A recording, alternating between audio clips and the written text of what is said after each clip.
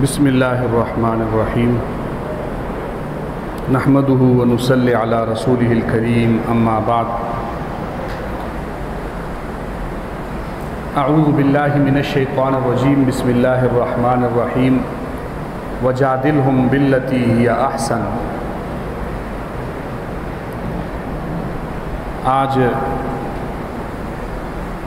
فن مناظرہ کے حوالے سے اور تقابل ادیان کے حوالے سے آج پہلا دن ہے۔ سب سے پہلے یہ بات ذہن نشین رہے کہ فن مناظرہ کی ضرورت کیا ہے۔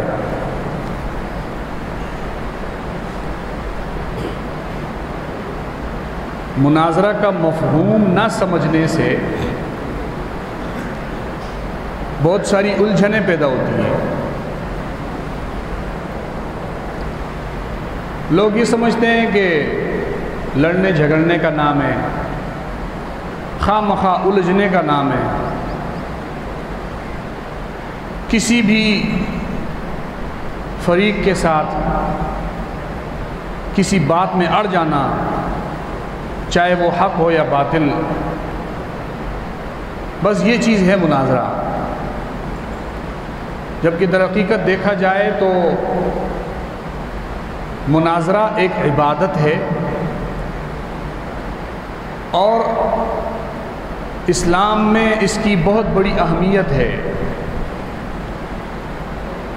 مناظرے کا معنی بنتا ہے، مناظرے کا مفہوم یہ ہوتا ہے کہ احقاق حق کے لیے کسی غلط انسان سے، کسی باطل سے الجھنا۔ آپ کو پتہ ہے کہ مجاہد اللہ کے راستے میں جہاد کرتا ہے تو اس کا مطلب یہی ہوتا ہے کہ میں حق کو ثابت کروں، احقاق حق کے لیے لڑتا ہے۔ مبلغ جب کسی کو تبلیغ کرتا ہے، دعوت دیتا ہے، تو اس کا مطلب یہ ہوتا ہے حق کو میں اس تک پہنچا دوں۔ واعظ و نصیحت کرنے والا جب واعظ و نصیحت کرتا ہے تو اس کا بھی مقصد یہی ہوتا ہے کہ میں حق بات کو اس کے دل میں اتار دوں۔ جب کوئی شخص تزکیہ کرتا ہے، تصوف کی راہ اختیار کرتا ہے، پیر بن جاتا ہے، مرشد ہوتا ہے، اس کا کام بھی یہ ہوتا ہے کہ کوشش اور نیت یہی ہوتی ہے کہ میں اپنی صحیح بات کو، حق بات کو مرید کے دل میں اتار دوں۔ استاد جب مدرسے میں بیٹھ کے پڑھاتا ہے تو استاد کا مقصد اور نیت بھی یہی ہوتی ہے کہ میں جو کتابیں میں پڑھا رہا ہوں، جو فن، جو موضوع مجھے دیا گیا ہے، وہ موضوع اور وہ فن میں اپنے شاگرد کے دل میں اتاروں۔ اور سب کا مقصد، سب کی نیت احقاق حق ہوتا ہے، اعلاء کلمت اللہ ہوتا ہے۔ اب مفہوم جا کر بدل جاتے ہیں ان کے غلط استعمال سے۔ ایک آدمی تلوار اٹھاتا ہے، بندوق اٹھاتا ہے، مقصد احقاق حق اور مقصد اس کا اعلاء کلمت اللہ نہیں ہے، اس کا مقصد لڑائی جھگڑا ہے، فساد پھیلانا ہے، مسلمان کا خون بہانا ہے، یا مسلم معاشرے کو خراب کرنا ہے۔ تو ظاہراً وہ بھی جہاد کر رہا ہے، لیکن در حقیقت وہ جہاد نہیں ہو رہا، بلکہ وہ جہاد کے نام کو غلط استعمال کر رہا ہے۔ مبلغ وہ تبلیغ کر رہا ہے صحیح بات کی، اور اس کی نیت میں اعلاء کلمت اللہ اور احقاق حق نہیں ہے، تو اسی طریقے سے مبلغ کی بھی اس عمل کو عبادت نہیں کہا جائے گا۔ غرض یہ کہ ہر دین کے شعبے میں جب کوئی طالب علم مدرسے میں داخل ہوتا ہے یا کسی بھی فن میں دین کے معاملے میں وہ پڑھنا شروع کرتا ہے، تو اس کے دل میں سب سے بنیادی بات کیا ہوتی ہے کہ مجھے اس کو پڑھنا ہے اور پڑھ کر دوسروں تک پہنچانا ہے۔ اب دوسروں تک پہنچانے کے مختلف طریقے ہوتے ہیں۔ قرآن مجید نے تو ان طریقوں کو ایک مختصر سی آیت کے اندر اجمالی طور پہ بیان کیا ہے۔ ادعو الی سبیل ربک بالحکمۃ والموعظۃ الحسنۃ وجادلہم باللتی ہی احسن۔ مقصد کیا ہے؟ ادعو الی سبیل ربک، لوگوں کو اللہ کے راستے پر لے کر آنا۔ اس کے طریقہ کار الگ الگ ہیں، بالحکمہ، بردباری اور حکمت کے ساتھ کس طریقے سے لے کے آنا ہے، آپ کی حکمت یہاں کیا ہے، حکمت اور مصلحت کے ساتھ، والموعظۃ الحسنہ، اچھی نصیحت کے ساتھ، وجادلہم باللتی، اور الجھ کر، بحث کر کے، یا اس کو میں دوسرے آج کے مفہوم کے مطابق کہوں تو مناظرہ کر کے، اچھے انداز میں۔ 3 منزلیں بتائی گئی ہیں قرآن مجید میں دین کی بات کسی تک پہنچانے کو۔ مریض کی جتنی قسمیں ہوتی ہیں، دوائیں اس کے مطابق دنیا میں آتی ہیں۔ پہلے مریض آتا ہے، پھر اس کی دوا آتی ہے، پہلے مرض آتا ہے، پھر دوا آتی ہے۔ اور ڈاکٹر کے پاس ایک مریض جاتا ہے، وہ کہتا ہے مجھے یہ بیماری ہے، وہ اس کو الگ گولی لکھ کے دیتا ہے، دوسرا الگ، ہر ایک کے لیے الگ الگ۔ ایک مریض آتا ہے، وہ کہتا ہے ڈاکٹر صاحب میں نے آپ سے کئی دن تک دوائی لی، پیٹ کا درد ٹھیک نہیں ہو رہا۔ ڈاکٹر صاحب کہتے ہیں اس کا ایکس رے کرو، ایکس رے کے بعد دیکھتا ہے پیٹ میں کوئی مسئلہ ہے، کہتے ہیں آپ کا آپریشن ہوگا، آپ کٹے گا، آپ کاٹ کے پھر۔ اب اس مریض کا علاج دوا اور گولی نہیں ہے، اس مریض کا علاج آپریشن ہے۔ تو دعوت جب کسی کو دی جاتی ہے تو مریض اگر سامنے موعظہ حسنہ سے سمجھنے والا ہے، حکمت سے سمجھنے والا ہے، قرآن کہتا ہے اس کو حکمت سے سمجھاؤ۔ اگر وہ تھوڑا زیادہ بیمار ہے اس کو موعظہ حسنہ سے سمجھاؤ، اگر بہت زیادہ بیمار ہے تو جادلہم باللتی احسن، اس کو مناظرے سے سمجھاؤ۔ اس کے بھی اوپر ہیں مرتبے اور منزلیں ہیں۔ پھر جہاد باللسان کے بعد جہاد بالسنان ہے، اور بہت سارے رستے اور طریقے ہیں، لیکن یہ ساری کے ساری وہ منزلیں ہیں دعوت اللہ کی، اللہ کے رستے کی طرف دعوت دینے کی منزلیں ہیں۔ اب بعض ہمارے معاشرے کے اندر لوگ کہتے ہیں کہ جی یہ مناظرہ، اس کی کیا ضرورت ہے جی، مناظرے کا تو مطلب ہے الجھنا، لڑنا، ایک دوسرے کے ساتھ بحث و مباحثہ کرنا بلا وجہ، بغیر سمجھے، نہ سمجھانے کی نیت ہو رہی ہے، نہ سامنے والا سمجھنا چاہ رہا ہے، جی الجھ رہے ہیں۔ بھائی معاشرے کے اندر اور بھی بہت سارے غلط کام ہو رہے ہیں نا، صحیح چیزوں کا غلط استعمال ہو رہا ہے۔ پولیس کی وردی میں چور نہیں گھوم رہے ہوتے، تو ہم نے کیا کیا، پولیس کو ختم کر دو جی، چور گھوم رہے ہیں۔ ہم کہتے نہیں وہ چوروں کو پکڑو۔ تو ہم بھی یہ کہتے ہیں کہ جب ایک دین کے کسی نیک عمل کا استعمال اگر ناجائز طریقے سے ہوتا ہے، اس سے اس عبادت میں فرق نہیں آتا۔ ایک آدمی مسجد میں آ کے نماز پڑھتا ہے اور غلط طریقے سے پڑھتا ہے، غلط طریقے سے نماز پڑھنے سے جو لوگ صحیح طریقے سے پڑھتے ہیں ان لوگوں کی نماز میں کوئی فرق نہیں پڑے گا، وہ نماز صحیح ہے۔ اب کہا جائے جی غلط نمازیں لوگ پڑھتے ہیں لہٰذا صحیح بھی نہیں پڑھو، لوگ مناظرے کا غلط استعمال کر رہے ہیں لہٰذا یہ صحیح مناظرے بھی نہیں کرو، تو یہ سوچ غلط ہے۔ سب سے پہلے اس فن کو یہ سمجھنا ضروری ہے کہ یہ قرآن اور حدیث سے ثابت ہے اور اس کا مقصد اعلاء کلمت اللہ ہے، اس کے سوا اور کچھ نہیں ہے۔ قرآن سے ثبوت پہ میں نے ایک آیت آپ کو پیش کی، ادعو الی سبیل ربک۔ نبی پاک صلی اللہ علیہ وسلم کی زندگی کو آپ اٹھائیں، قرآن کہتا ہے نبی علیہ السلام کافروں کو مناظرے کی دعوت دیا کرتے تھے۔ تعالوا یا اہل الکتاب تعالوا الی کلمۃ سواء بیننا وبینکم۔ یہ کیسے پتہ چلے گا کہ کلمۃ سواء بیننا وبینکم کون سا ہے؟ اس پہ آؤ گے، بیٹھیں گے، بات کریں گے، میں دلائل دوں گا، میں کلمت سوا بتاؤں گا، آپ اس کا رد کرنا، اگر آپ نے مان لیا تو یہ کلمہ سوا ہے، اسی کا نام مناظرہ ہے۔ وفود آتے ہیں، حبشہ سے آ رہے ہیں جناب، دیگر عجم ممالک سے آ رہے ہیں، عرب سے وفود آ رہے ہیں نبی پاک صلی اللہ علیہ وسلم کے پاس، اور وہ مسائل میں بحث کر رہے ہیں، آپ کی نبوت میں ان کو شک ہے، وہ اپنے شکوک بتا رہے ہیں، نبی پاک صلی اللہ علیہ وسلم اس پر ان کو دلائل دے رہے ہیں، یہ سارا اسی چیز کا نام مناظرہ ہے۔ غرض یہ کہ قرآن مجید میں ثبوت ایک اپنی جگہ بالکل موجود ہے کہ یہ کام کوئی ایک الگ سے نہیں ہے، صرف ان کے نام اس لیے الگ الگ کر دیے ہیں کہ مفہوم سمجھنے کے لیے کہ دعوت اللہ کا ایک طریقہ یہ ہے، ایک طریقہ یہ ہے، ایک طریقہ یہ ہے، ایک طریقہ یہ ہے، تو طریقوں کے فرق کے لیے نام الگ الگ رکھ دیے گئے ہیں۔ اصطلاحات ایک ہی معنی دے رہی ہیں اور مفہوم سب کا ایک ہی ہے، اور وہ ہے اللہ رب العزت کی طرف دعوت دینا۔ یہ تو ہو گیا مناظرے کا ثبوت کے کیا مناظرہ کی کوئی کہیں ثبوت ہے تو سب سے بنیاد میں نے آپ کو قرآن بتا دیا، اور نبی پاک صلی اللہ علیہ وسلم اور صحابہ کے قصوں میں آپ جا کے دیکھیں تو آپ کو درجنوں نہیں سینکڑوں ایسے قصے ملیں گے صحابہ کے درمیان بعض فروعی مسائل میں مناظرے ہوئے، اس کی بھی ثبوت آپ کو درجنوں حسابوں سے ملیں گے، صرف آپ کو لفظ مناظرہ تلاش کرنا ہے۔ اور جیسے غیر مقلد کہتے ہیں جی مجھے تقلید کا لفظ دکھاؤ، جی وہ کوئی بھی مجھے جی یہ لفظ دکھاؤ، مفہوم وہاں موجود ہے، آپ کو مفہوم مل جائیں گے۔ صحابہ اکرام حضرت علی رضی اللہ تعالیٰ عنہ نے حضرت عبداللہ بن عباس رضی اللہ تعالیٰ عنہ کو بھیج کر، مشہور واقعہ ہے، ہر طالب علم کو پتہ ہوتا ہے، خارجیوں کے ساتھ مناظرہ کروایا۔ 60,000 خارجیوں میں سے 50,000 خارجی حضرت علی رضی اللہ تعالیٰ عنہ کے اس حضرت عبداللہ بن عباس کو بھیجنے اور مناظرہ کرنے کے نتیجے میں 50,000 خارجی مسلمان ہو گئے، وہ اپنے نظریے سے رجوع کر لیا، صرف 10,000 بچ گئے جن سے لڑائی ہوئی۔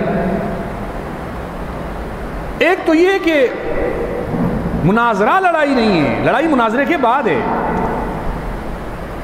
لڑائی اوپر ہے۔ مجاہد بھی دعوت اللہ کا کام کر رہا ہوتا ہے، مبلغ بھی دعوت اللہ کا کام کر رہا ہوتا ہے،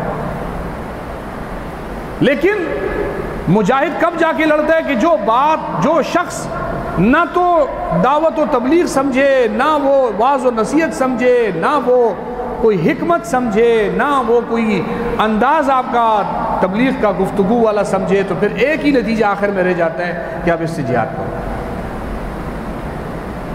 جب سمجھنے کے دروازے بند ہو جاتے ہیں، مناظرہ تو سمجھنے سمجھانے کا نام ہے، اس میں لڑائی تو ہو ہی نہیں سکتی، لڑنا تو چاہیے نہیں۔ اسکول کالج یونیورسٹیوں میں بھی لڑائی ہو جاتی ہے، مدرسوں میں بھی لڑائی ہوتی ہے، دائیں بائیں لڑائی سے کوئی مدرسہ بند نہیں، کوئی یونیورسٹی بند نہیں۔ ایک مناظرے کا فن ہوتا ہے، یہ اتنا بے یار و مددگار فن ہے کہ ہر بندہ آتا ہے کہ جی اس کی کیا ضرورت ہے، جی یہ تو نہیں کرو، اس سے جناب لڑائیاں پیدا ہوتی ہیں، تو یہ ہوتا ہے تو وہ ہوتا ہے، تو بڑے مسائل بناتے ہیں۔ بات سمجھ آ گئی آپ کو؟ تو ضرورت کی حد تک قرآن اور سنت سے اس کا ثبوت یہ تو موجود ہے۔ اب رہی یہ بات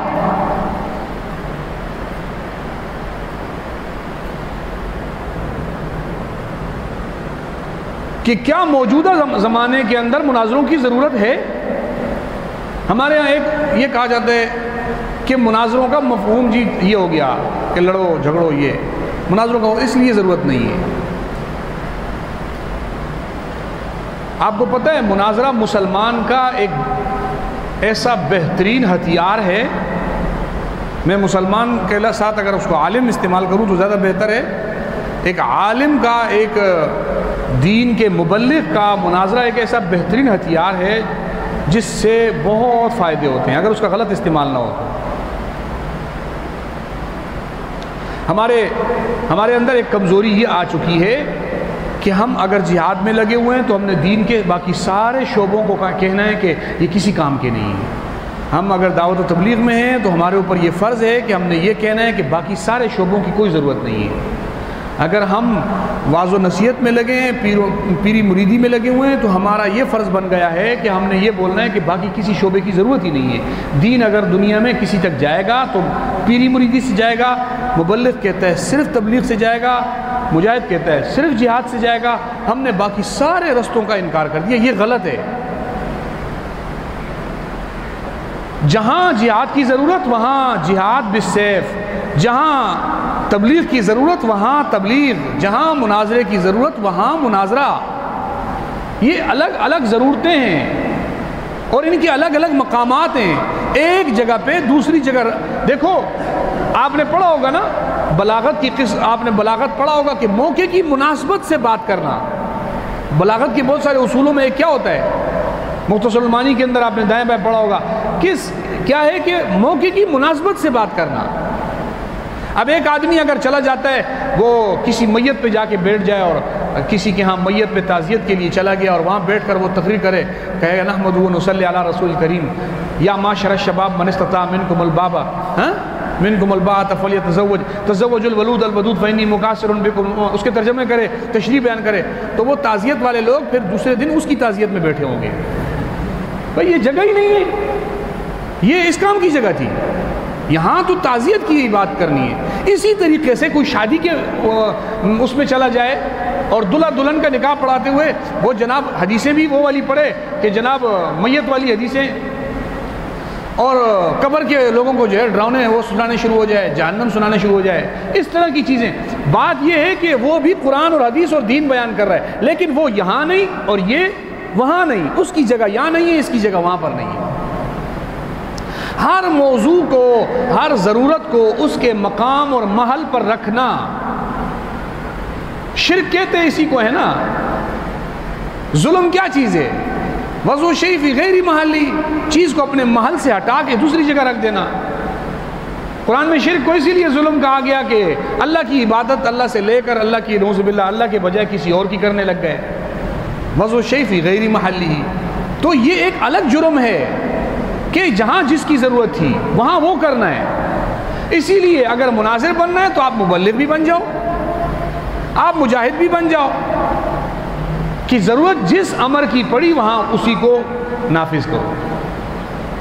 لیکن ہمارے ہاں مسئلہ یہ ہے کہ ہم مبلغ ہیں تو مجاہد نہیں، مجاہد ہیں تو مناظر نہیں، مناظر ہیں تو مجاہد نہیں، تو لہٰذا ہمارے نزدیک صرف دین کا کام ہے کہ ہم نے ساری محنت اسی پہ کی ہوئی ہے، احادیثیں وہی یاد کی ہیں، قرآن کی آیتیں وہی یاد کی ہیں، باقی ہم لوگوں کو کوئی سمجھ میں نہیں آتا۔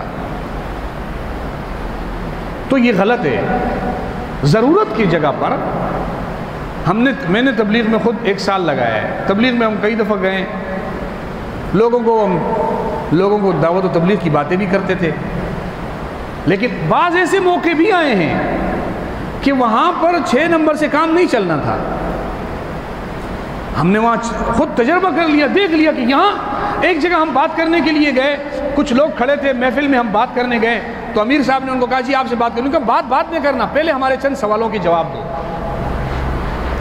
اب بات بعد میں کرنی ہے، پہلے سوالوں کے جواب دو۔ آپ کی دعوت و تبلیغ یہاں رک گئی ہے، اب پہلے اس کے سوال کا جواب دینا ہے۔ سوال کا جواب آپ کیسے دیں گے؟ آپ تو مناظرے کو گناہ سمجھتے ہیں، آپ تو مناظرے کا کام ہی نہیں کرتے، یہ تو عبادت ہی نہیں ہے، تو الجھنا تو آپ کی کتاب میں ہی نہیں ہے، بحث و مباحثہ تو حرام ہے آپ کے کاغذوں میں۔ اب اس موقع پہ آپ کیا کرو گے؟ آپ یہ کہہ دینا مجھے سوالوں کے جواب نہیں آتے، دین سمجھنا ہے تو میں تبلیغ کرتا ہوں، نہیں تو میں گھر جا رہا ہوں۔ نہیں، اس موقع کے اوپر اس کے سوالوں کا جواب دینا اور پھر اس کو دعوت و تبلیغ پہنچانا۔ گویا بعض جگہوں پر دعوت و تبلیغ کا رستہ مناظرہ ہموار کرتا ہے۔ بہت سارے ایک دوسرے کے کام آتے ہیں موضوعات، سارے موضوعات ایک دوسرے کے رستے ہموار کرتے ہیں۔ ایسا مناظرہ ہی نہ کرو کہ جو کسی دوسرے کا رستہ بند کر رہا ہو۔ اب دین کے کسی شعبے میں ایسا کام ہی نہ کرو جو دوسرے کا رستہ بند کرے۔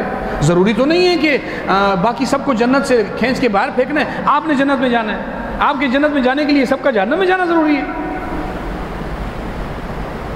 کئی موقعوں پہ ایسا آیا، کئی مسجدوں میں، ایک مسجد میں ہم گئے، پوری مسجد میں ایک آدمی ہمارا بیان نہیں سنتا، ایک آدمی بھی جو مسجد میں آتا ہے کہتے ہیں دیکھو جی ہمیں کلمہ پڑھوانے آ گئے، ہمیں کلمہ پڑھوانے آ گئے۔ جو مسجد میں داخل ہو وہ یہی کہہ کر چلا جائے، اپنی نماز پڑھے چلا جائے، ہمارے پاس کوئی نہ بیٹھے۔ وہ تو بھلا ہو امام صاحب کا، اس نے ہمیں چھیڑ دیا، اس نے تقریر کر دی ایک دن ہمارے خلاف، ہم نے جا کے پکڑ لیا پورے مجمع کے آگے، اور مجمع کے آگے الحمدللہ اس کے ساتھ دلائل کی روح سے مناظرہ ہوا، اور دوسرے دن ہمارے مسجد کے اندر ہمارے بیان میں پوری مسجد بھری ہوتی تھی۔ تو دعوت و تبلیغ کا رستہ کبھی کبھی ادھر سے بھی کھل جاتا ہے، ضروری نہیں ہے۔ ہم کہتے ہیں حق بات کڑوی ہوتی ہے، بھائی کبھی کبھی حق کڑوا نہیں ہوتا، اس کا انداز کڑوا ہوتا ہے۔ آپ کڑوا انداز کیوں استعمال کرتے ہو؟ حق کڑوا نہیں ہوتا۔ چینی کڑوی ہوتی ہے، کوئی کہے کہ جی چینی کڑوی ہوتی ہے، گڑ کڑوا ہوتا ہے، یہ بات بنتی ہے؟ اس کے کڑوا ہونے کی وجہ آپ کا مزاج کڑوا ہے۔ پی لیے کہ مریض کو آپ گڑ کھلاؤ وہ کہے گا کڑوا ہے، کیوں؟ گڑ تو کڑوا نہیں ہوا نا، کھانے والے کا منہ کڑوا ہے۔ الحق مرن کا مطلب یہ نہیں ہے کہ حق میں کڑواہٹ ہے، کبھی کبھی حق جس کے سامنے پیش کیا جاتا ہے وہ خود مریض ہوتا ہے، لہٰذا اس کو کڑوا ہی لگتا ہے، اور کبھی کبھی اس کا انداز کڑوا ہوتا ہے، وہ انداز بھی کڑوا نہیں ہونا چاہیے۔ ضروری نہیں ہے کہ آپ حق کو کڑوا بنا کے پیش کرو۔ ہمارے ہاں ایک یہ رواج بن گیا ہے کہ حق بات کو بھی اتنے کڑوے انداز میں کریں گے کہ سامنے والا قبول ہی نہیں کرے گا، اور اگر وہ آگے سے بفر گیا، چڑ گیا، تو ہم کیا کہیں گے؟ حق تو جی کڑوا ہوتا ہے، بھائی آپ نے تو حق وہ اتنا کڑوا کر دیا کہ اس بیچارے کو وہ لگے گا کڑوا، آپ کیوں کرتے ہو اتنا کڑوا؟ طبیعت سلیمہ اس کو کبھی بھی کڑوا نہیں سمجھتی، صرف مریض طبیعت والا اس کو کڑوا سمجھتا ہے۔ تو تھوڑا سا ان مزاجوں میں تبدیلی آئے گی تو ہمیں دین کے سارے کام ایک دوسرے کے ساتھ ملے جلے ہوئے لگیں گے۔ الحمدللہ کئی جگہوں پر مناظروں سے دعوت و تبلیغ کی راہیں کھلی ہیں، اور کئی جگہوں پر ایسا ہوا کہ ہم نے جا کے دیکھا کہ یہاں دعوت و تبلیغ کی ضرورت ہے، یہاں مناظرے کی ضرورت نہیں ہے، کہیں اور طریقے بھی ہیں۔ میں 2008 میں سراب روڈ کے اندر ایک مجھے فون کیا کہ جی فلاں جگہ پہ آپ نے جانا ہے، وہاں مناظرہ ہے۔ ہم کتابیں ساری اٹھا کے وہاں پہنچ گئے کتاب مناظرے کے لیے۔ ہم وہاں پہنچے تو آگے جو ہمارے ساتھیوں کی مسجد تھی وہاں جا کے ہم رکے، کتابیں اتاری، سارے محلے کے لوگ جمع ہو گئے۔ جی کیا ہے؟ بولا جی یہ سامنے مسجد کے بالکل گیٹ کے سامنے والا جو بہت بڑا ایک کمپاؤنڈ ہے وہ کسی نے کرائے پہ لیا ہوا ہے، اور وہاں اس نے مدرسہ کھولا ہوا ہے، وہ ہے بریلوی۔ اب ہماری مسجد کے آگے وہ دوسرا اپنا جو ہے وہ ادارہ کھول کے بیٹھا ہوا ہے، تو غلط بات ہے، اس سے مناظرہ کرنا ہے۔ تو میں نے کہا چلو پہلے کتابیں یہیں رکھو، پہلے جا کے ملتے ہیں اس سے۔ ہم سارے پہنچ گئے اس کے پاس۔ ہم نے جا کے پوچھا جی آپ بریلوی ہیں؟ کہتے نہیں بریلوی نہیں ہیں۔ نام سارے اشارے وہی لکھے تھے سارے بریلویوں والے، لیکن ہم بریلوی نہیں ہیں۔ تو آگے سے کہنے لگا جی میں تو سب کی عزت کرتا ہوں جی، ان کی بھی کرتا ہوں، ان کی بھی کرتا ہوں، ادھر باتیں۔ تو جب سارا کچھ میں نے چیک کر لیا کہ یہ بندہ اس مزاج کا ہے، میں واپس آیا مسجد میں، سب کو بٹھایا۔ میں نے کہا یہ جو بندہ یہاں بیٹھا ہوا ہے یہ اس کالونی کا رہنے والا ہے؟ بولا نہیں۔ یہ جس جگہ پہ بیٹھا ہے یہ جگہ اس کی اپنی ذاتی ہے؟ بولا نہیں، کرائے پہ دی ہوئی ہے کسی نے۔ یہ جو بچے جو پڑھا رہا ہے جن کو، وہ یہاں کے ہیں؟ بولا نہیں، اپنے محلے سے لے کے آتا ہے۔ تو میں نے کہا اس سے مناظرہ کر کے تو تم اس کو خواہ مخواہ یہاں مشہور کر رہے ہو۔ میں اس سے مناظرہ کروں، محلے والوں کو بتاؤں کہ یہ بھی کوئی چیز ہے، اس سے مناظرے کی ضرورت نہیں ہے، ڈنڈا اٹھاؤ اس کو بھگاؤ، بس یہی حال ہے۔ لوگوں نے بولا یہ بات تو یہی ہے۔ میں نے کہا اس کا مناظرے کے ساتھ تعلق، مناظرہ تو وہاں ہوتا ہے جہاں کچھ لوگ اس کے ماننے والے ہو گئے، کچھ آپ کے ماننے والے ہو گئے، اب ایک ان ماننے والوں کو سمجھانا ہے۔ یہاں اس کو میں مناظرہ کروا کے محلے میں ان لوگوں کو بھی بتا دوں گا جن لوگوں نے اس کو جانا بھی نہیں ہوگا، وہ یہ اپنا بیان ان تک بھی پہنچا دے گا، اپنا موقف ان تک بھی پہنچا دے گا جو اس کو جانتے بھی نہیں ہوں گے۔ تو یہ تو میں تھوڑی بہت اس کی بھی پبلسٹی کر رہا ہوں، مجھے کیا ضرورت ہے؟ میں نے کہا بھائی ادھر مناظرے کی ضرورت نہیں ہے، گھر دیوبندی کا ہے، اس کو بلاؤ، اس کو بولو اس کو گھر سے نکال، اس کو بولو جہاں رہتا ہے وہیں پڑھا، ہماری مسجد کے آگے سے اٹھ، بات ختم ہو گئی۔ نہیں اٹھتا ہے تو ہم تجھے اٹھاتے ہیں۔ محلے کے سارے لوگ جمع ہوئے، اس کے پاس گئے، میں چلا گیا اس کے پاس گیا، اس کو بولا بھائی بوری بسترا گول کر ادھر سے۔ اس نے پہلے تو تھوڑا ادھر ادھر کیا، لیکن ظاہر ہے کہاں کر سکتا تھا، اس کے پاس پاؤں رکھنے کی جگہ نہیں تھی۔ آخر کار اس بندے کو وہاں سے جانا پڑا اور علاقہ صاف ہو گیا۔ مناظرہ ہر جگہ ضروری نہیں ہے کہ آپ جائیں تو آپ نے مناظرہ ہی کرنا ہے، دین کا اور کوئی کام نہیں ہے جس کی ضرورت پڑے۔ مولانا تھانوی صاحب رحمۃ اللہ علیہ کے پاس ایک مولوی صاحب فارغ ہو کے آئے، سلام دعا کی، حضرت سے ملاقات کی، کہا حضرت میں گاؤں جا رہا ہوں اپنے علاقے میں دین کا کام کرنے کے لیے۔ کہا ٹھیک ہے جاؤ۔ ہفتہ مہینہ نہیں گزرا، مولوی صاحب بھاگتے بھاگتے سانس چڑھی ہوئی خانقاہ میں پہنچ گئے۔ حضرت نے پوچھا کیا ہوا؟ کہا محلے والوں نے اتنا مارا ہے کہ مار مار کے مجھے میرا بھرتا بنا دیا، اب کوئی جگہ ہی نہیں ملی پناہ کی، بھاگ کے آپ کے پاس آ گیا۔ حضرت نے کہا تو نے کیا کر دیا؟ تو عالم بنا ہے، 10 سال تو نے علم سیکھے، تو نے جا کے ان کو بتایا ہے، وہ تیری بات ان کو سمجھ میں نہیں آئی؟ بولا حضرت کیا کروں؟ میں گیا، میں نے کہا یہ پورے گاؤں کا ایک پیر تھا، سارے لوگ اس کو سجدے کرتے تھے، اس کے پاؤں چومتے تھے، اس کی وہ کام کرتے تھے جو سارے کے سارے جو ہے وہ عبادت والے کام تھے۔ مجھے غصہ آیا، میں نے ایک دن جمعے میں تقریر کر دی کہ یہ پیر صاحب بدعتی ہے، مشرک ہے یہ، اور سارے اس کے مریدوں نے مجھے پکڑا، بولا ہمارے پیر کو مشرک بولتا ہے، مجھے مار مار کے شہر سے بھگایا۔ حضرت نے فرمایا دیکھو ہر جگہ پر ایک ہی بندوق لے کے نہیں جاؤ، یہ تو ہمیں بھی پتہ ہے نا، لوگ آگے بندوقیں لے کے آئے ہوں اور آپ لوگ لڑنے کے لیے ڈنڈے لے کے پہنچ جائیں تو یہ عقل مندی ہے کیا؟ ہتھیار بھی تو برابر رکھنا ضروری ہے، سامنے والوں کے پاس جو ہتھیار ہے کم سے کم ہتھیار ان کے برابر تو رکھو۔ ایٹمی ملک سے کوئی اور ملک کیوں نہیں پھٹا لیتا؟ جس کے پاس ایٹمی طاقت ہے تو وہ پھینک دے گا، اس کو پتہ ہے مجھ سے تھوڑی طاقت میں زیادہ ہے۔ حضرت نے اس کو کہا پہلے میرے پاس یہاں رہو خانقاہ میں، کچھ عرصہ مجھ سے حکمت سیکھو، کیونکہ ادعو الی سبیل ربک بالحکمہ، پہلی سیڑھی حکمت ہے، حکیم الامت ہے نا، پہلی سیڑھی حکمت ہے. جب تک آپ کو حکمت نہیں آئے گی دعوت و تبلیغ میں، یہ میں آپ کو سچ بات بتا رہا ہوں، حکمت نام کس چیز کا ہے. ہم ایک جماعت میں چل رہے تھے، تو جماعت والوں کا ایک اصول ہوتا ہے کہ جی کہیں کوئی بیمار ہو گیا تو عیادت کے لیے چلے جاتے ہیں. ہمیں پتہ چلا جی فلاں ایک بزرگ صاحب ہیں، 5 وقت کے نمازی تھے، بیمار ہو گئے، گھر چلے گئے. ہم چلے گئے اس کے پاس جا کے بیٹھ گئے. اب ہم عیادت کر رہے ہیں تو ایک ہمارے ساتھ ایک بزرگ بیٹھے تھے، بیچارے نئے نئے لوگ بہت آئے ہوتے ہیں، ان کی اصلاحوں کی یہاں ضرورت ہوتی ہے. وہ اس کو کہہ رہے ہیں کہ آپ کو کیا مسئلہ ہے. اس نے کہا مجھے یہ بیماری ہے. تو ہاں ہمارے علاقے میں بھی ایک بندہ ایسے بیمار تھا، وہ مر گیا. ایک وہاں بھی بیمار تھا، وہ مر گیا. ایک وہاں بھی بیمار تھا. میں نے اس کو تھوڑا چپ کرا کے اپنی بات کی، باہر نکلا. میں نے اس کو کہا کہ تو اس کو مارنے آیا تھا یا اس کو بچانے آیا تھا؟ عیادت کا مفہوم کیا ہے؟ عود سے مشتق ہے.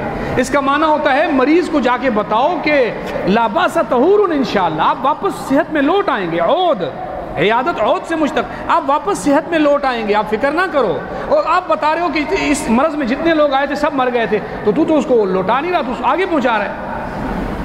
حکمت بہت بڑی چیز ہے. اب کوئی کہے جی میں تو قرآن پڑھ رہا ہوں جی، میں تو حدیث پڑھ رہا ہوں جی، میں تو سمجھانے کا، وہ کہے گا جی آپ قرآن پڑھ رہے ہو، آپ حدیث پڑھ رہے ہو، لیکن یہ موقع اور یہ محل اس موضوع اور مناسبت کا نہیں ہے. حکمت بہت بڑی چیز ہے. حضرت کے پاس حضرت نے فرمایا 1 سال یہاں رہو، مجھ سے حکمت سیکھو. وہ رہا، کچھ عرصہ رہا. حضرت نے فرمایا اب جاؤ اپنے شہر میں، اپنے گاؤں میں جا کے اب تم جا کر اپنا کام کرو. اس نے وہاں جناب ایک جگہ گیا اور کہا جی تقریر کی، اور تقریر کر کے لوگوں کو کہا، بولا کہ یہ پیر صاحب جس کو تم پیر کہتے ہو، یہ پیر تو بہت بڑی چیز ہے. آپ کیا سمجھتے ہو یہ کوئی عام سا پیر ہے؟ یہ عام پیر نہیں ہے. میں نے اس کو ہواؤں میں اڑتے ہوئے دیکھا ہے، کئی دفعہ میں نے دیکھا ہے یہ ہواؤں میں اڑ رہا ہوتا ہے. آپ نے وہ اس کے اندر خوبیاں نہیں دیکھی جو خوبیاں میں نے اس میں دیکھی ہیں. رات کو میں قبرستان سے گزرا، ایک فلانی قبر کا بابا نکل کے آیا میرے پاس، مجھے کہا یہ کون ہے؟ میں نے کہا یہ بہت بڑا پیر ہے. اس نے کہا اس کی قدر کرو، یہ وہ پیر ہے کہ اگر اس پیر کے جسم کا ایک بال کسی کے پاس ہوا وہ جنت میں جائے گا. لوگ آئے، مرید سارے اکٹھے ہو کے پیر صاحب ہمیں بال دے دو، کیونکہ ہم ویسے تو جنت میں جانے سے رہے ہیں، تو کم سے کم ایک بال دے دو، ہم جنت میں چلے جائیں. تو پیر صاحب نے کچھ تھوڑے بہت منڈائے بال وہ دے دیے. پھر بال ختم ہو گئے، مرید زیادہ تھے، تو کوئی مرید آئے جی بال دو، پیر صاحب کو گنجا کر کے چلے گئے. اب پیر صاحب آلو بن کے بیٹھا ہوا ہے، یہاں سے سارا صاف، کوئی ادھر سے نوچے، کوئی ادھر سے نوچے، نوچ کے کوئی لے گیا، کوئی کہاں سے لے گیا. بولا پیر صاحب تو جہنم میں جا، ہم جنت میں جائیں کم سے کم. پیر نے جب دیکھا کہ یہ حشر ہو گیا میرا، تو پیر صاحب نے بستر اٹھایا، محلہ چھوڑ کے بھاگ گیا. اس کے بعد مولوی کا کام شروع ہو گیا. حضرت نے فرمایا ہر جگہ ایک ہی لاٹھی سے سب کو مت ہنکاؤ، تم ایک لاٹھی سے سب کو ہنکاتے ہو. ہر بندے کا پہلے کچھ ٹائم اس سے بات میں اس کا مزاج سمجھو، یہ کس مزاج کا بندہ ہے، اس کو مجھے کیسے سمجھانا پڑے گا. بزرگوں نے اگر ہمیں کچھ نمبرات دے کر اور کچھ موضوعات دے کر دیے ہیں تو اس کا مطلب یہ ہے ہم اس مزاج کے بندے سے وہ بات کریں گے. چونکہ ہمارے پاس اور کچھ ہے نہیں، ہم عالم ہیں نہیں، تو لہٰذا ہمیں یہ چند نمبرات دیے، اسی میں بات کرنی ہے. اس کا یہ مطلب نہیں ہے کہ اور بھی دین نہیں ہے، اور اس کا یہ مطلب بھی نہیں ہے کہ ہر بندے کو ایک ہی رستے سے طریقے سے اپنانا ہے، ایک ہی طریقے سے سمجھانا ہے. اس کا یہ مطلب بھی نہیں ہے. تو ایک تو میں نے آپ کو بتایا کہ مناظرے کی ضرورت بھی ہے، شرعی طور پر اس کا ثبوت بھی موجود ہے، اور مناظرہ نام جھگڑنے کا نہیں ہے. اگرچہ قرآن مجید نے اس کے لیے لفظ استعمال کیے وَجَادِلْهُمْ بِالَّتِي هِيَ أَحْسَنُ، مجادلہ کہتے ہیں لڑنے کو.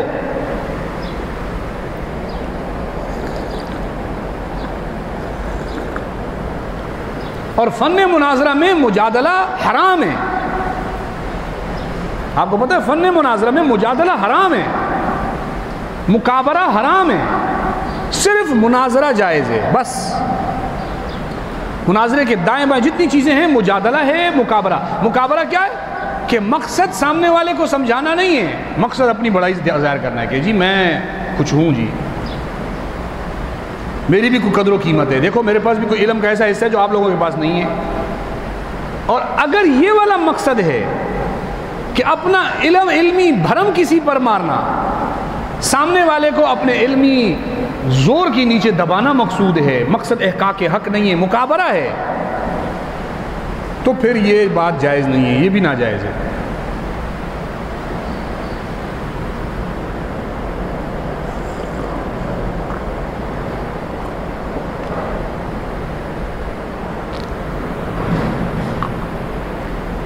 ہمارے ہاں مدارس کے اندر فن مناظرہ نہیں پڑھایا جاتا، فن مناظرہ کی کوئی کتاب نہیں پڑھائی جاتی، اور اس کی میں اہل مدارس کو اس پہ گناہگار نہیں ٹھہراتا ہوں۔ اس کی وجہ یہ ہے کہ مدارس آپ کو عالم نہیں بناتے، بلکہ مدارس آپ کو علم کی سیڑھیوں پہ پاؤں رکھواتے ہیں، چلنا پھر آگے آپ نے خود ہوتا ہے۔ اسی لیے وہ آپ کو اصولیات کچھ سکھا دیتے ہیں، آپ نے عربی کیسے پڑھنی ہے اس کے لیے صرف کی ضرورت ہے، کیسے پڑھنی ہے اس کے لیے نحو کی ضرورت ہے، آپ کو گرامر پڑھانے ہیں، آپ کو بات سمجھنے کے لیے آپ کو منطق پڑھانی ہے، سمجھانے کے لیے ساری چیزیں، بلاغت پڑھانی ہے آپ کو، یہ موضوعات آپ کو پڑھا کے آپ کو صرف پہلی سیڑھی پہ پاؤں رکھوایا جاتا ہے، اس کے بعد آگے علمی منازل شروع ہوتے ہیں۔ اس لیے اگر فن مناظرہ وہاں نہیں پڑھایا جاتا تو یہ کوئی وہاں ضرورت بھی نہیں ہے فن مناظرہ، کیونکہ دور طالب علمی میں تو ہم سارے ہوتے ہی مناظر ہیں، اگر ہمیں مناظرہ بھی پڑھا دیا جائے پھر تو کام ہی خراب ہو جائے گا۔ طالب علم تو ہوتے ہی مناظر ہے، پیدائشی مناظر ہوتے ہیں، اگر ان کو ساتھ مناظرہ بھی پڑھا دیا تو اس لیے میں کہتا ہوں کہ مدارس میں نہیں پڑھایا جاتا، وہ اس کی ضرورت بہرحال ہے۔ دیکھو یہ پوری ایک کتاب ہے رشیدیہ، رشیدیہ کے نام سے پوری ایک کتاب فن مناظرہ پر لکھی گئی ہے، اور پھر اس کی شرح شریفیہ وہ لکھی گئی ہے، یہ ساری کتابیں اس موضوع پہ لکھی گئی ہیں۔ علامہ جوزجانی نے اس کے اوپر پوری کتاب لکھی ہوئی ہے فن مناظرہ کی، جس کو یہ حمیدیہ کے نام سے اس کی شرح بھی آ چکی ہے۔ آپ اس کو ضرور پڑھیں، اس کا مطالعہ کریں اور سمجھیں کہ مناظرہ چیز کیا ہے، اس کا مفہوم اور مقصد کیا ہے۔ ہم نے مناظرے کو جن چیزوں پر محدود کر کے رکھ دیا ہے، مناظرہ اس سے باہر کی چیز ہے۔ ایک بات میں نے شروع میں آپ کو کیا کہی کہ باطل اس طریقے سے کبھی کامیاب نہیں ہو سکتا جو حق والوں نے اپنے لیے بنا کے رکھے ہیں۔ باطل محدث ہو کر آپ کو گمراہ نہیں کرے گا، باطل آپ کو مناظر بن کے گمراہ نہیں کرے گا، کیونکہ یہ فن ہی اللہ رب العزت کے ان خاص لوگوں کے لیے ہے جو لوگ اس کے ذریعے سے دین کی تبلیغ کرتے ہیں، بلکہ وہ مناظرے کا نام سن کر باطل ڈرتا ہے۔ اور ہمارے معاشرے میں ایک طبقہ تو وہ ہے نا جو کہ مناظرے کی ضرورت نہیں ہے، یہ وہ طبقہ ہے کہ جن کو آتا کچھ نہیں ہے۔ جیسے آپ نے مثال سنی نا، انگور کھٹے ہیں، ہاتھ نہیں پہنچا تو انگور کھٹے ہیں، انگوروں تک ہاتھ نہیں پہنچا تو انگور۔ آپ کو فن نہیں آتا تو یہ غلط ہے۔ عربوں کا ایک اصول ہے نا، عربی کی کہاوت کیا ہے کہ انسان اس چیز کا دشمن ہوتا ہے جو بات اس کو معلوم نہیں ہوتی، جس بات سے وہ متعارف نہیں ہوتا وہ اس کا دشمن ہوتا ہے، اس کو پتہ ہی نہیں یہ کیا ہے، وہ کہتا ہے یہ غلط ہے۔ میں ایک جگہ پہ گیا، ایک پنجاب میں کوئی ادارہ تھا، وہاں ملاقات کی، مجھ سے کسی ساتھی نے تعارف کراتے ہوئے کہہ دیا کہ یہ مولوی صاحب بریلویوں سے مناظرے کرتے ہیں۔ تو وہ آگے ایک بہت بڑے صاحب تھے، نام کسی کا نہیں لیتا ہوں، غیبت بھی ہو جائے گی اور بڑوں کی بے حرمتی بھی مناسب نہیں ہے۔ وہ کہنے لگے حضرت ان سے کیا مناظروں میں آپ لگے ہوئے ہیں، اتنے اچھے لوگ ہیں، ہمارے ارد گرد سارے گاؤں میں بریلوی لوگ رہتے ہیں، سال کا ہمیں 1100 گندم کی بوری چاہیے ہوتی ہے، 900 بریلویوں کے گھر سے آتی ہے، 200 ہمیں صرف دیوبندی دیتے ہیں، آپ ان بیچاروں کے پیچھے لگے۔ تو میں نے حضرت کو بطور تلذذ کے پھر اسی انداز میں تھوڑا سا کہا، میں نے کہا حضرت آپ کو 900 بوری دیتے ہیں، آپ کام نہ کریں، ہمیں تو ایک بوری بھی نہیں دیتے، ہم تو کریں گے نا، ہمیں تو ایک بوری بھی نہیں دیتے، آپ کو 900 دیتے ہیں آپ کام نہ کرو، لیکن ہمیں تو ایک بوری بھی نہیں دیتے ظالم، الٹا ہماری بوریاں بھی چھیننے میں لگے ہوئے ہیں۔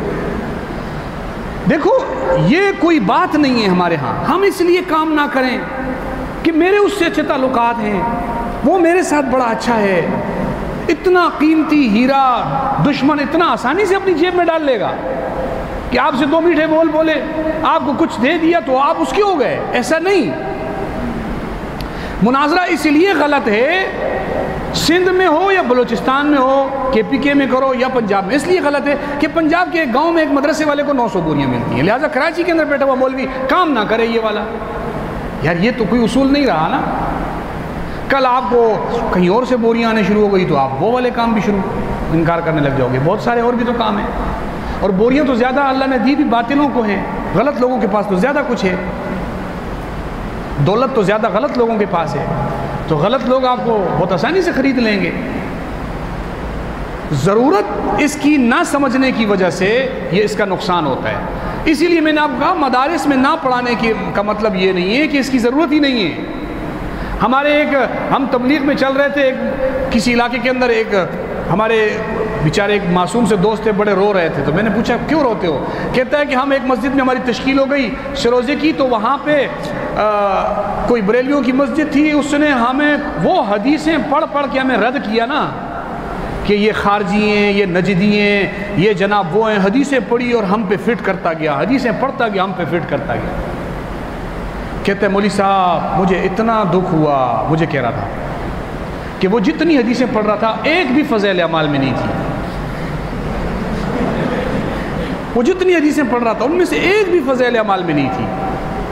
اس بیچارے کے پاس یہی علم ہے نا، میں اس کی برائی نہیں کر رہا، وہ جس حد تک ہے وہی دین سمجھ رہا ہے، اس نے دین اتنا ہی پڑھا ہوا ہے، تو وہ یہ کہتا ہے یار ادھر وہ نہیں ہے، تو مناظرے کی ضرورت کیونکہ ہم نے مدرسے میں نہیں پڑھا، ضرورت نہیں ہے، ہم نے اس کے کئی فضائل نہیں پڑھے اس لیے ضرورت نہیں ہے، ہم نے اس موضوع کو زیر بحث نہیں لایا لہٰذا اس کی ضرورت نہیں ہے، اس چیز کا ہی انکار کر دیا کہ سرے سے یہ موجود اس لیے نہیں ہے کہ ہمارا کبھی واسطہ اور پالا نہیں پڑا اس سے، اور ہمیں اس فیلڈ کے اندر الحمدللہ یہ ہمارا 17واں سالانہ ہمارا یہاں کا پروگرام ہے، اور میں پہلے پروگرام میں یہاں شامل ہوا ہوں، اور آج الحمدللہ دوسرے پروگرام سے یہاں پر اس کے انتظامات خود سنبھالتا ہوں۔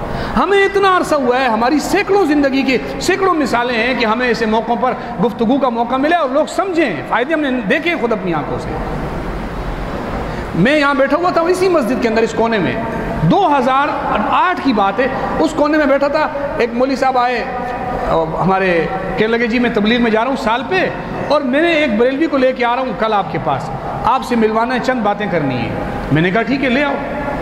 دوسرے دن ظہر کے ٹائم پہ وہ یہاں آئے، میں نے عصر تک اس بندے کو بٹھا کے اس کے اعتراضات کے جوابات دیے، اس نے چپ چاپ اٹھا اور جو کتاب لے کے آیا تھا وہ مجھے ضرورت تھی، میں نے اس کو کہا یہ کتاب تو نے کتنے کی لی ہے؟ اس نے کہا میں نے کسی اور سے لی ہے۔ میں نے کہا رستے سے دوسری خرید لینا، پیسے لے لے اور یہ مجھے دے کے چلا جا۔ وہ کتاب آج ہی میرے پاس پڑی ہوئی ہے، لیکن میں واقعہ پورا سناتا ہوں آپ غور کر۔ وہ بندہ یہاں سے میرے سے سوالات پوچھے اور اٹھ کے چپ چاپ، اس نے مجھے کچھ نہیں کہا کہ مجھے آپ کی بات سمجھ آ گئی ہے یا آپ نے صحیح جوابات دیے ہیں، کوئی ایسی بات نہیں کی، چپ چاپ اٹھ کے چلا گیا۔ تقریباً 2015 کی بات ہے یا 16 کی بات ہے، میں یہاں بیٹھا ہوا پڑھا رہا تھا، تو ایک طالب علم یہاں سے میں یوں گزرا تو وہ اٹھا مجھ سے ہاتھ ملایا۔ میں آپ کو ملانے کی بھی گارنٹی دیتا ہوں اس بندے کو، مجھے ہاتھ ملایا، مجھے کہا آپ نے مجھے پہچانا؟ میں نے کہا نہیں۔ بولا وہ جو میں آپ کے پاس آیا تھا نا سوالات لے کر، میں وہی ہوں، اور میں دعوت اسلامی کی مسجد کا امام تھا، اور ان کے 4 سالہ عالمہ کورس میں نے کیا ہوا تھا، اس کے بعد آپ کے پاس آیا ہوں، آپ سے سوالات پوچھیں، آپ کے جوابات سے مطمئن ہوا ہوں، چپ چاپ گھر گیا، دماغ پہ بات لگی۔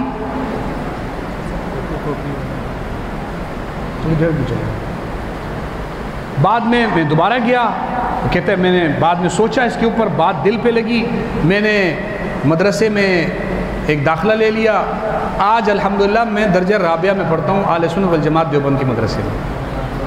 چپ چاپ گیا، مجھے نہیں بولا اس نے، وہ 4تھے درجے میں میرے پاس یہاں پڑھنے کے لیے آیا تو اس نے مجھے بتایا، اور اب اس کی دستار بندی بھی ہو چکی ہے، اسی مسجد میں امام ہے، وہ ہماری مسجد ہے، اب وہاں جماعتیں بھی جا رہی ہیں، اب اس مسجد کے اندر جو ہے ہمارا کام بھی ہو رہا ہے، اور سارے نشانات بھی ختم ہو گئے اہل بدعت کے، اور مسجد ہماری ہے۔ تو ضرورت کیسے ہوتی ہے مجھے بتاؤ، اور کس طرح اس کا فائدہ آپ کو نظر آنا چاہیے؟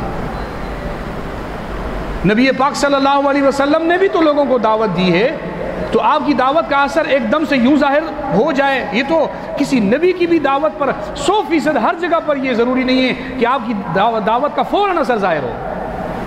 کبھی 950 سال دعوت ہوئی، 80-85 آدمی صحیح ہوئے، تو کیا اب دعوت و تبلیغ غلط ہو گئی؟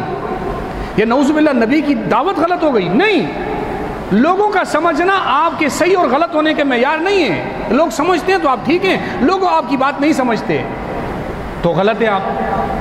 میں رستے پہ جا رہا تھا، ایک ہمارے یہ جو مولوی ایک دم سے مولوی بننے کے بعد یہ دوسری لائن میں چلے جاتے ہیں نا، یہ جج بننا ہے جی، وہ بننا ہے، وہ رستے میں مجھے ایک داڑھی والے صاحب تھے، سر پہ ٹوپی نہیں تھی لیکن شکل و صورت سے کوئی مولوی لگ رہے تھے، مجھے سلام کیا، کہاں سے آئے ہیں، کہاں جا رہے ہیں؟ میں نے کہا جی وہ پنجاب میں سیالکوٹ میں پڑھانے جا رہا ہوں مناظرہ کورس۔ ایک دم مناظرے کی کیا ضرورت ہے مولوی صاحب؟ اس کا آج تک کوئی فائدہ آپ کو نظر آیا؟ میں نے اس کو کہا کہ آپ کو فائدہ کیا دیکھنا ہے؟ آپ کے گھر میں کوئی وہ جو ہے نا آپ جس کو دعوت دیں 100 بندوں کو، دوسرے دن آپ کے گھر میں کوئی کھانے پینے کی چیزیں لے کر آ جائیں، آپ کے لیے گفٹیں لے کر آئیں، یہ تو دعوت کا فائدہ نہیں ہوگا نا۔ اور ایک جملہ میں کہا کرتا ہوں، ایک آدمی پتھر توڑنے کے لیے گیا، اس نے بہت بڑی چٹان پہ پتھر پہ ہتھوڑا مارا اور وہ پتھر ٹوٹ گیا، تو وہ کہنے لگا دیکھو میں نے ایک وار میں اتنا بڑا پتھر توڑ دیا۔ قریب میں ایک دکاندار نے بولا او بھائی تجھ سے پہلے 9 بندے اس پر ہتھوڑا مار کے گئے ہیں، وہ کچا کر کے گئے، تیرے ہتھوڑے نے نہیں توڑا، تیرے سے پہلے والے ہتھوڑوں نے والوں کا بھی اس میں کردار ہے۔ ضروری نہیں ہے کہ آپ کی دعوت سے فوراً کوئی اثر ظاہر ہو جائے، آپ نے کچا کر دیا، اس کا نظریہ کمزور کر دیا، وہ کل کسی اور کے وار سے وہ حق کی طرف آ جائے گا، اس کی سختی کسی اور وار سے ٹوٹ جائے گی، تو اس میں آپ کا بھی عمل دخل ہوگا، آپ بھی ثواب میں شریک ہوں گے۔ یہ نہیں ہے کہ آپ ثواب میں شریک نہیں ہیں، اب آپ کے کام کی ضرورت ہی نہیں رہی، ایسا نہیں ہوتا، کہیں نہ کہیں آپ کے ثواب میں، آپ اس کے ثواب میں آپ شریک ہیں۔ تو یہ جو ہمارا ایک معیار ہے، اس معیار کو ختم کرو کہ جی مجھے کہنے لگا جی اس کی کیا ضرورت ہے، آج تک اس کا کوئی فائدہ آپ نے دیکھا ہے؟ میں نے کہا ابھی کا فائدہ بتاؤں یا تھوڑا پہلے کا فائدہ بتاؤں؟ کہتے جی تھوڑا پہلے ہی بتا دو، بزرگوں میں کوئی۔ میں نے کہا قاضی مظہر حسین صاحب چکوال والوں کا نام سنیں؟ بولا ہاں، مولانا حسین مدنی کے شاگرد تھے، اتنے بڑے عالم تھے۔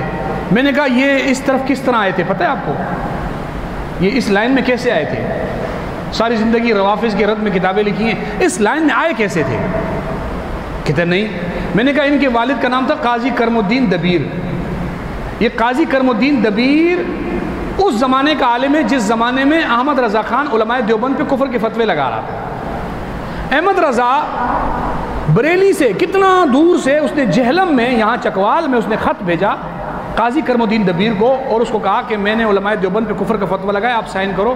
قاضی کرم الدین دبیر نے سائن کیے تھے کہ علماء دیوبند کافر ہیں۔ اس کا بیٹا قاضی مظہر کیسے بنا؟ کوئی آپ ذرا چیک تو کرو، جاؤ تو صحیح پیچھے، کہ قاضی کرم الدین دبیر کا بیٹا قاضی مظہر کیسے بن گیا؟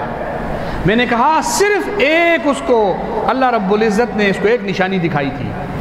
مولانا منظور احمد نعمانی صاحب رحمہ اللہ لکھنؤ میں الفرقان رسالہ لکھتے ہیں، جنہوں نے شیعت پر بہت کام کیا ہے، لکھنؤ میں رسالہ لکھتے ہیں الفرقان، وہاں مناظرہ ان کے ساتھ بحث و مباحثہ ہوا۔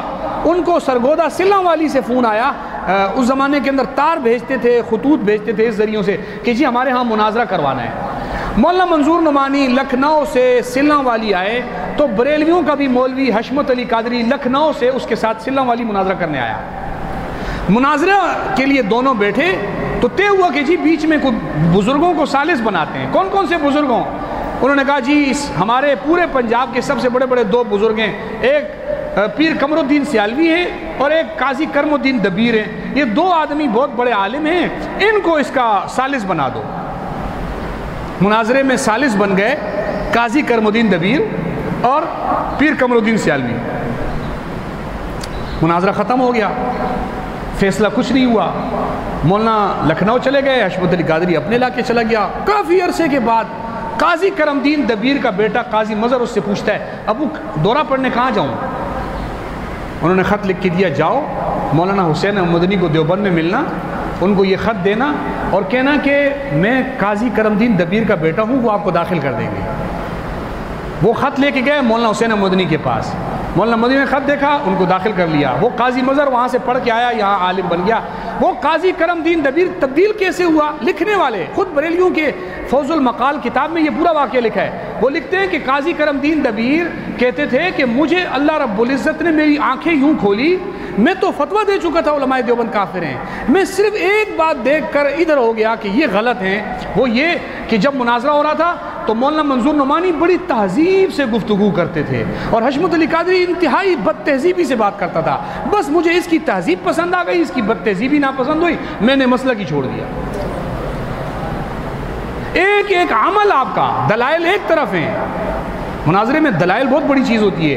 دلائل ایک طرف ہیں، آپ کے ایک عمل سے اتنا بڑا عالم جو پوری دنیا میں جس کا فتویٰ بھی چل رہا ہے اور اتنے دور دور سے لوگ ان سے فتوے ان سے معلوم کر رہے ہیں، وہ شخص صرف آپ کے اچھے عمل کو دیکھ کر مناظرے کے اندر اس طرف چلا گیا. تو میں نے کہا اس سے بڑی آپ کو کوئی اور فتح بھی چاہیے؟ اللہ رب العزت نے اتنا بڑا قیمتی ہیرا، ہمارا اتنا سخت دشمن جو ہم پر گستاخ رسول کا فتویٰ لکھ چکا ہو، وہ شخص صرف اور صرف ایک مناظرے کے اندر آپ کی تہذیب دیکھ کر آپ کی طرف آ گیا. آپ کو مناظروں کے اور کون سے فائدے دیکھنے؟ اور اگر مٹھائیوں والے فائدے دیکھنے تو وہ بھی ہوتے ہیں، یہ نہیں ہے کہ وہ نہیں ہوں گے. آپ مدرسے میں بچوں کو سبق پڑھاتے ہو تو گلگت کا طالب علم واپس آتا ہے، استاد جی کے لیے کچھ اخروٹ لے کے آ جاتا ہے. کوئی آپ سے پوچھے جی آپ کا کوئی فائدہ ہے؟ تو ایک فائدہ تو نظر آ رہا ہے نا بھائی، یہ اخروٹ تو لے کے آتا ہے. یہ کوئی بات ہے یار کرنے والی کہ کوئی فائدہ ہی نہیں ہوتا. وہ اخروٹ آپ کھائیں گے، دماغ تر و تازہ ہوگا، آپ پھر بیٹھ کے پڑھائیں گے، فائدہ ہے نا یار. لیکن ایک مزاج یہ بن چکا ہے کہ ضرورت نہیں ہے، کام بیکار ہے. باطل ہمارے اوپر مناظروں کو مسلط کرتا ہے، مستقل مسلط کرتا ہے. معاشرے کے اندر مناظر آدمی کو لوگ سمجھتے ہیں کہ یہ لڑاکو، لڑائی جھگڑے والا، بحث و مباحثے والا، الجھنے والا آدمی ہے. یہ ایسے ہی ہے. لفظ مناظر چڑ بنا کے رکھ دیا ہے. یہ بدنامی مناظرین کے لیے ہے، لیکن یہ سب کچھ بھگتنے کے باوجود بھی اس فیلڈ پہ رہنا، یہ اصل کمال یہ ہوتا ہے. جہاں کچھ ملتا ہو، سب سے زیادہ اگر آپ کو نذرانے چاہیے تو پیر بن جاؤ. سب سے زیادہ اگر آپ کو نذرانے چاہیے، ادھر جاؤ تو 100% ہے، ادھر جاؤ تو 50% تو یہاں بھی ملتا ہے. یہ نہیں ہے خالی ہاتھ نہیں ہوگے، کچھ نہ کچھ ادھر بھی ملتا ہے. وجہ کیا ہے کہ اس کام کی قدر ہے اور اس کام کی قدر نہیں ہے. میں آپ کو وہ مثالیں سنانے کے لیے نہیں بیٹھا کہ میں بہت ساری مثالیں بتاؤں کہ ہمیں اس کے کتنے فائدے نظر آئیں. الحمدللہ اگر میں یہ بیان کرنے لگ جاؤں اور اس کی مثالیں آپ کو لا کے دکھاؤں، وہ بندے لا کے دکھاؤں جن کو اللہ رب العزت نے بڑے بڑے خناٹ قسم کے پیروں سے ان کی جان چھڑوائی ہے اور وہ اہل حق کے ساتھ ہیں، تو اس کی درجنوں سینکڑوں مثالیں ہیں، لیکن ان مثالوں کی بات نہیں ہے. 10 بجے تک کیا رکھوا دوں؟ صاحب کو بھی دیکھ لیں. ہاں ویسے 10 بجے تک تقریباً ہوگا. صبح 10 بجے قاری صاحب 10 بجے تک آ جائیں گے. آپ 10 بجے تک تیار کروا دیں. ٹھیک ہے.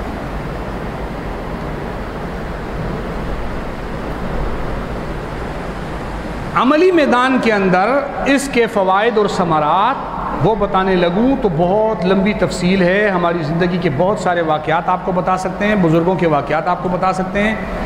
مولانا منظور احمد نعمانی صاحب رحمہ اللہ نے ساری زندگی مناظروں میں گزاری. فتوحات نعمانیہ ان کی کتاب آپ پڑھیں، مناظروں کی رویداد ہے مکمل. ہمارے یہ بڑوں کا اسلوب اور طریقہ رہا ہے. اگر یہ عبادت نہ ہوتی ہمارے بڑے لوگ اپنی اتنی لمبی عمریں اس پر ضائع نہ کرتے. مولانا منظور احمد نعمانی رحمہ اللہ کی فتوحات نعمانیہ مارکیٹ میں مل جاتی ہے، آپ دیکھیں. مولانا عبدالشکور لکھنوی صاحب رحمہ اللہ کی زندگی سے آپ مناظرہ نکالو، مجھے بتاؤ پیچھے کیا ہے ان کے پاس. ساری زندگی اور جس طریقے سے حضرت نے روافظ کے ساتھ مناظرے کیے ہیں اور وہ مشہور ہیں. یاد رکھو میرے پاس ان کے بریلیوں کے ساتھ کیے ہوئے مناظروں کی بھی پوری دستاویز ہے میرے پاس، ان کی کتابیں چھپی ہوئی میرے پاس موجود ہیں. لیکن حضرت کی زندگی کا ایک بڑا پہلو وہ نظر آتا ہے، یہ پہلو بھی تھا، لیکن دونوں پہلوؤں میں مناظرہ تھا. آپ اٹھائیں پڑھیں. اور مولانا مجھے یہ بتاؤ کہ آپ اپنی جان کیسے چھڑواؤ گے اس مناظرے کی لائن سے؟ کیسے جان چھڑواؤ گے؟ آپ کھڑے ہو کے بولو گے نماز میں 1 مرتبہ رفعین کرنا ہے تو ایک کھڑا ہو جائے گا بھائی رفعین 3 دفعہ کرنا ہے، اگر تو سچا ہے تو آپ بات کر. بھائی اب مناظرے سے کیسے جان چھڑواؤ گے آپ بتاؤ؟ اب بولو مناظرے کی ضرورت نہیں ہے تو نتیجہ کیا نکلے گا؟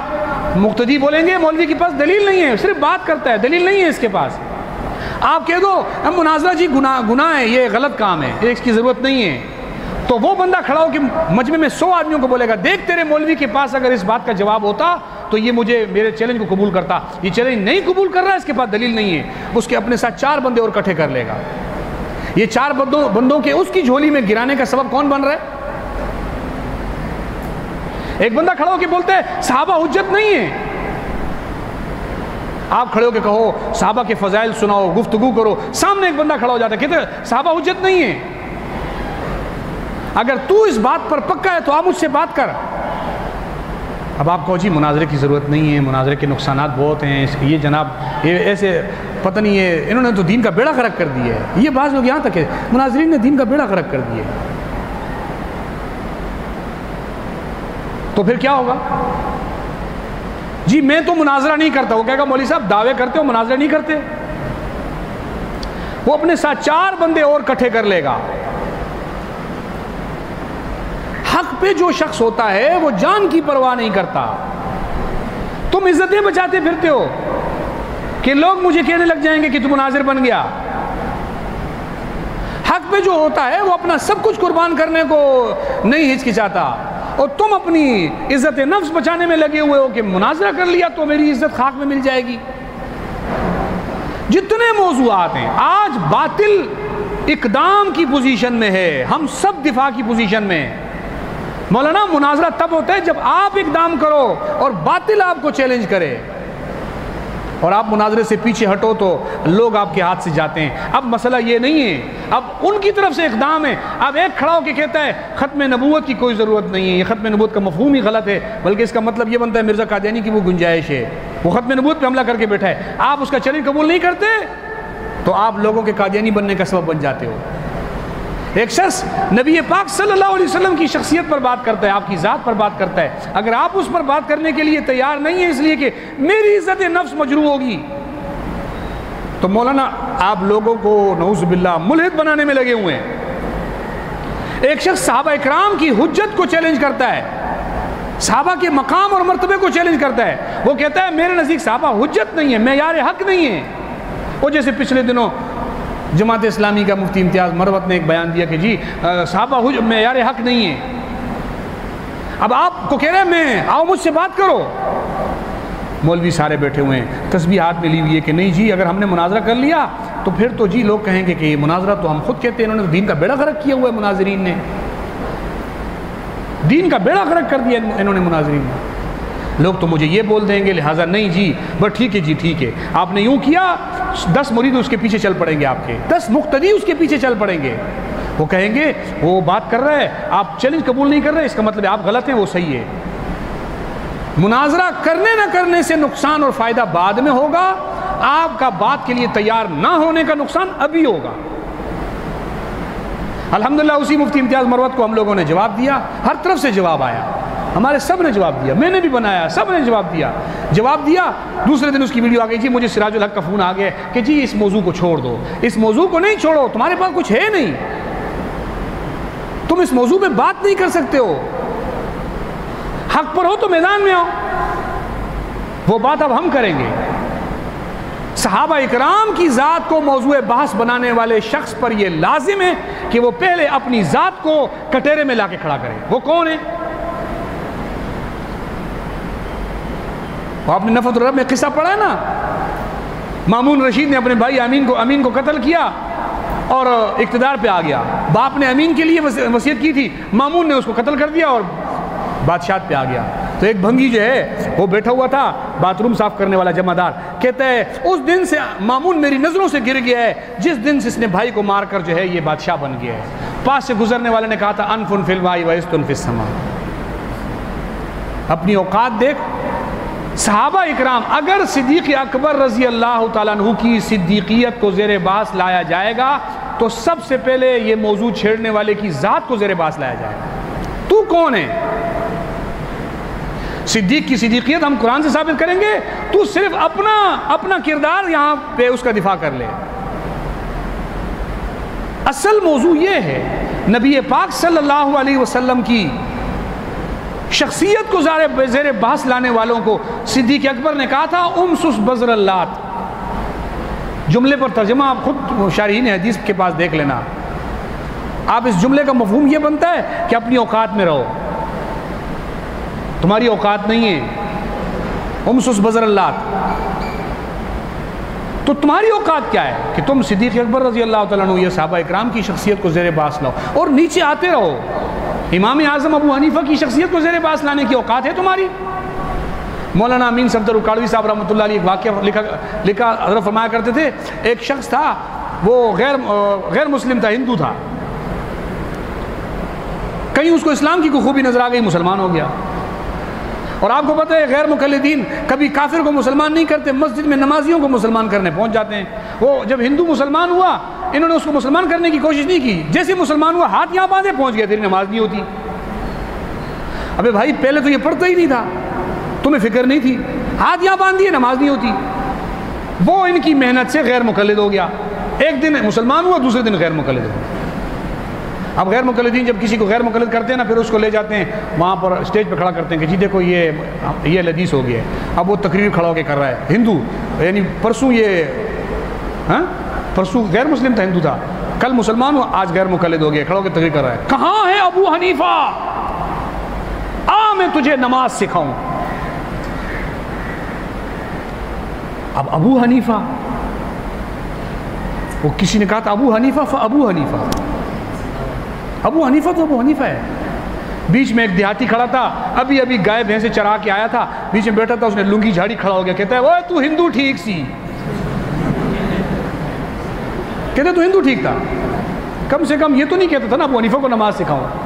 جس ابو حنیفہ نے ایسی نماز سکھائی کہ آج 15ویں صدی تک لوگ اس کی نماز پر چل رہے ہیں، نبی پاک صلی اللہ علیہ وسلم کی بتائی ہوئی نماز، آج اس کی تعلیمات چل رہی ہے، تو اس کو نماز سکھائے گا. کہا تو وہی ٹھیک تھا جو پہلے تھا، تو ادھر آ کدھر گیا؟ تو آپ اگر دفاع نہ کرو، آپ اگر مناظرے کے میدان میں نہ اترو، آپ کسی سے گفتگو نہ کرو، آپ دلائل سے بحث نہ کرو، آپ اس چیز کو کوئی اہمیت نہ دو، تو مجھے بتاؤ آپ کس شخصیت پر اس کا دفاع کر سکیں گے؟ کوئی شخص کھڑا ہوتا ہے بازار میں، وہ کہتا ہے آپ کی گلی سے، آپ بازار سے گزرتے ہیں، وہ کہتا ہے یہ چور دا پتر ہے، آپ چپ چاپ چلے جاتے ہیں. دوسرے دن پھر آپ گلی سے گزرتے ہیں، وہ پھر کہتا ہے چور دا پتر جا رہے ہیں، پھر آپ چپ چاپ چلے جاتے ہیں. پھر ایک وہ آواز دیتا ہے چور دا پتر جا رہے ہیں. پہلے دن کسی نے توجہ نہیں دی تھی، لیکن جب وہ 2-3 دفعہ یہ عمل کر لے گا تو لوگوں کے دماغوں میں یہ بات بیٹھنے لگ جائے گی کہ واقعی چور دا پتر ہے، اس لیے تو رک کے بات نہیں کرتا ہے نا بھائی. یار کچھ گڑبڑ اس میں بھی ہے. لیکن حضرت صاحب نے تو تسبیحات میں لیا، تو کہتے ہیں نہیں جی مناظرہ کرنا غلط بات ہے، اچھی بات نہیں ہے، لوگ مجھے بھلے چور دا پتر کہتے رہے ہیں، میں نے تو جی اللہ کو راضی کرنا ہے، میں نے ان سے مناظرہ نہیں کرنا. مولوی صاحب کبھی بھی اللہ کو راضی نہیں کرے گا اس موقع کے اوپر.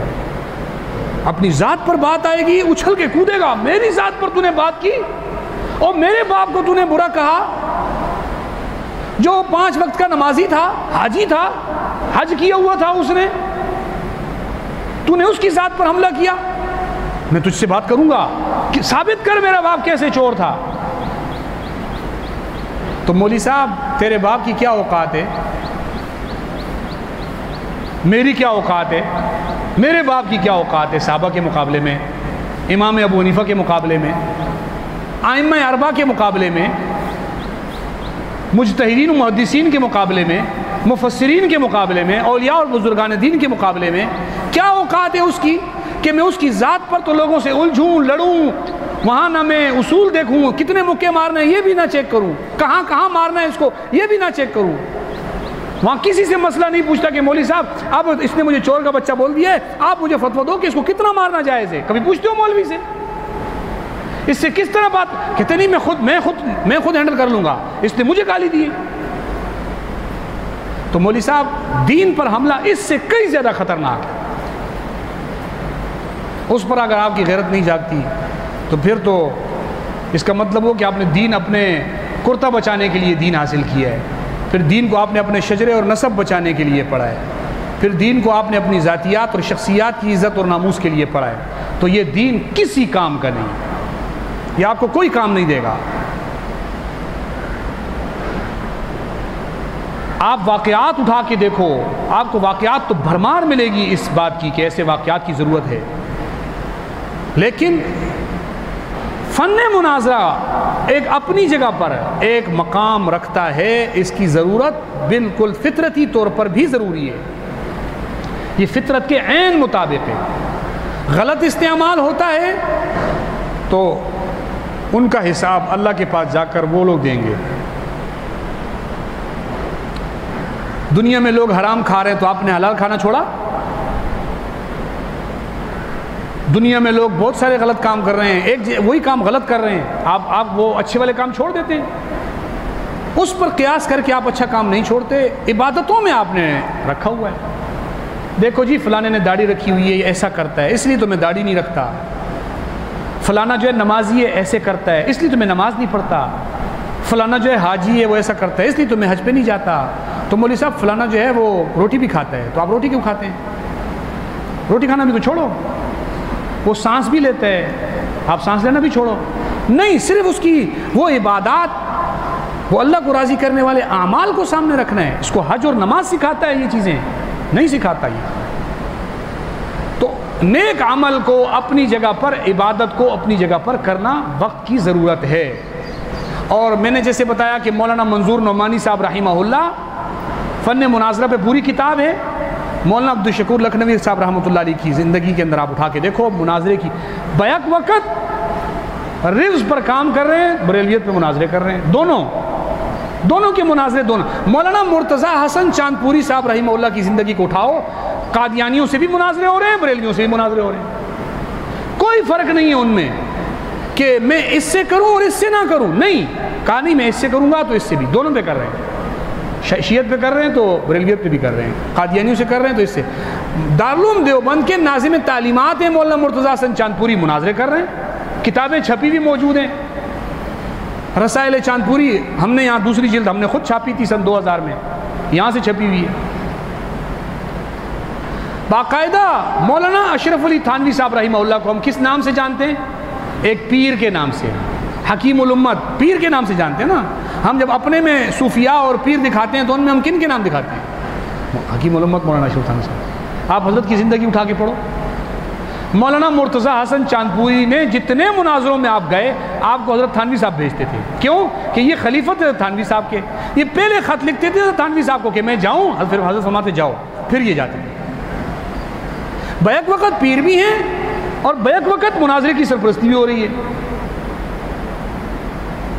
مولانا حسین احمد مدنی رحمۃ اللہ علیہ مجاہد آزادی اس نام سے جانتے ہیں کہ انہوں نے حرم کے اندر بیٹھ کر درس حدیث دیا، وہاں سے گرفتار ہوئے، آپ کے کراچی کے اندر خالق دینہ ہال کے اندر انگریزوں کی عدالت لگا کرتی تھی، اس خالق دینہ ہال کے اندر ان کو 2 سال قید، مالٹا کی جیل کی 2 سال قید کی سزا یہاں سے سنائی گئی تھی، پھر یہاں سے ان کو کشتی کے ذریعے لے جایا گیا، مالٹا کے اندر 2 سال ان کو رکھا گیا۔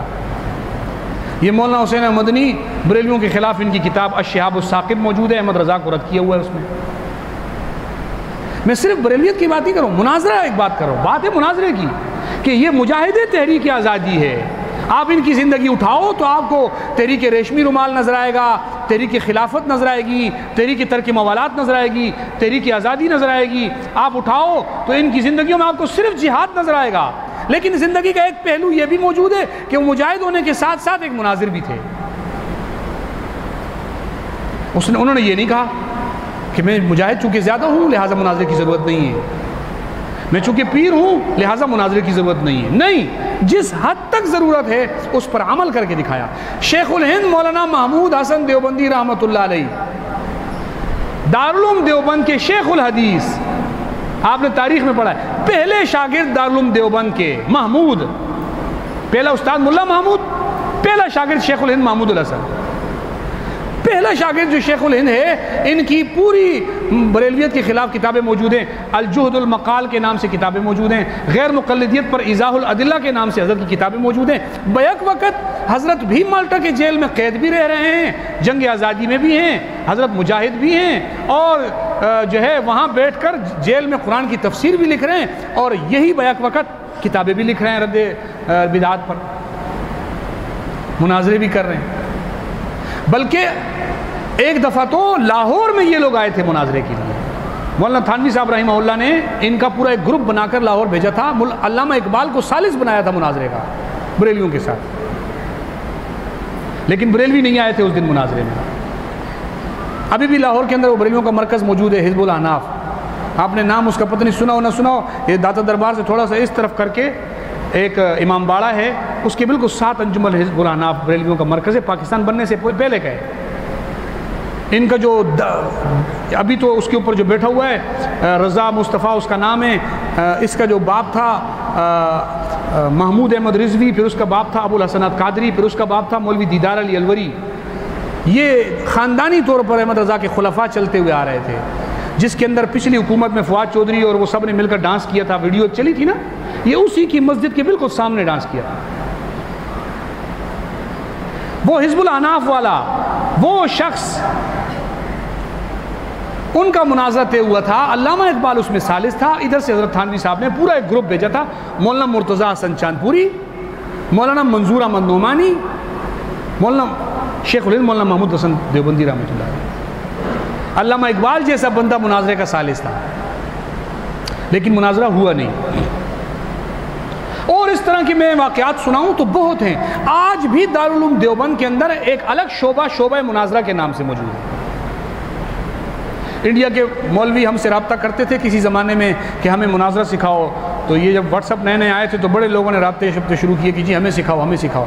تو وہ ایک جملہ کہا کرتے تھے، وہ کہتے تھے وہاں کے مولوی دارالعلوم دیوبند کے فضلاء، وہ کہتے تھے ہم نے اپنے مدرسے کے استادوں سے یہ سنا ہے کہ دارالعلوم دیوبند انڈیا میں ہے لیکن دیوبندیت پاکستان میں ہے.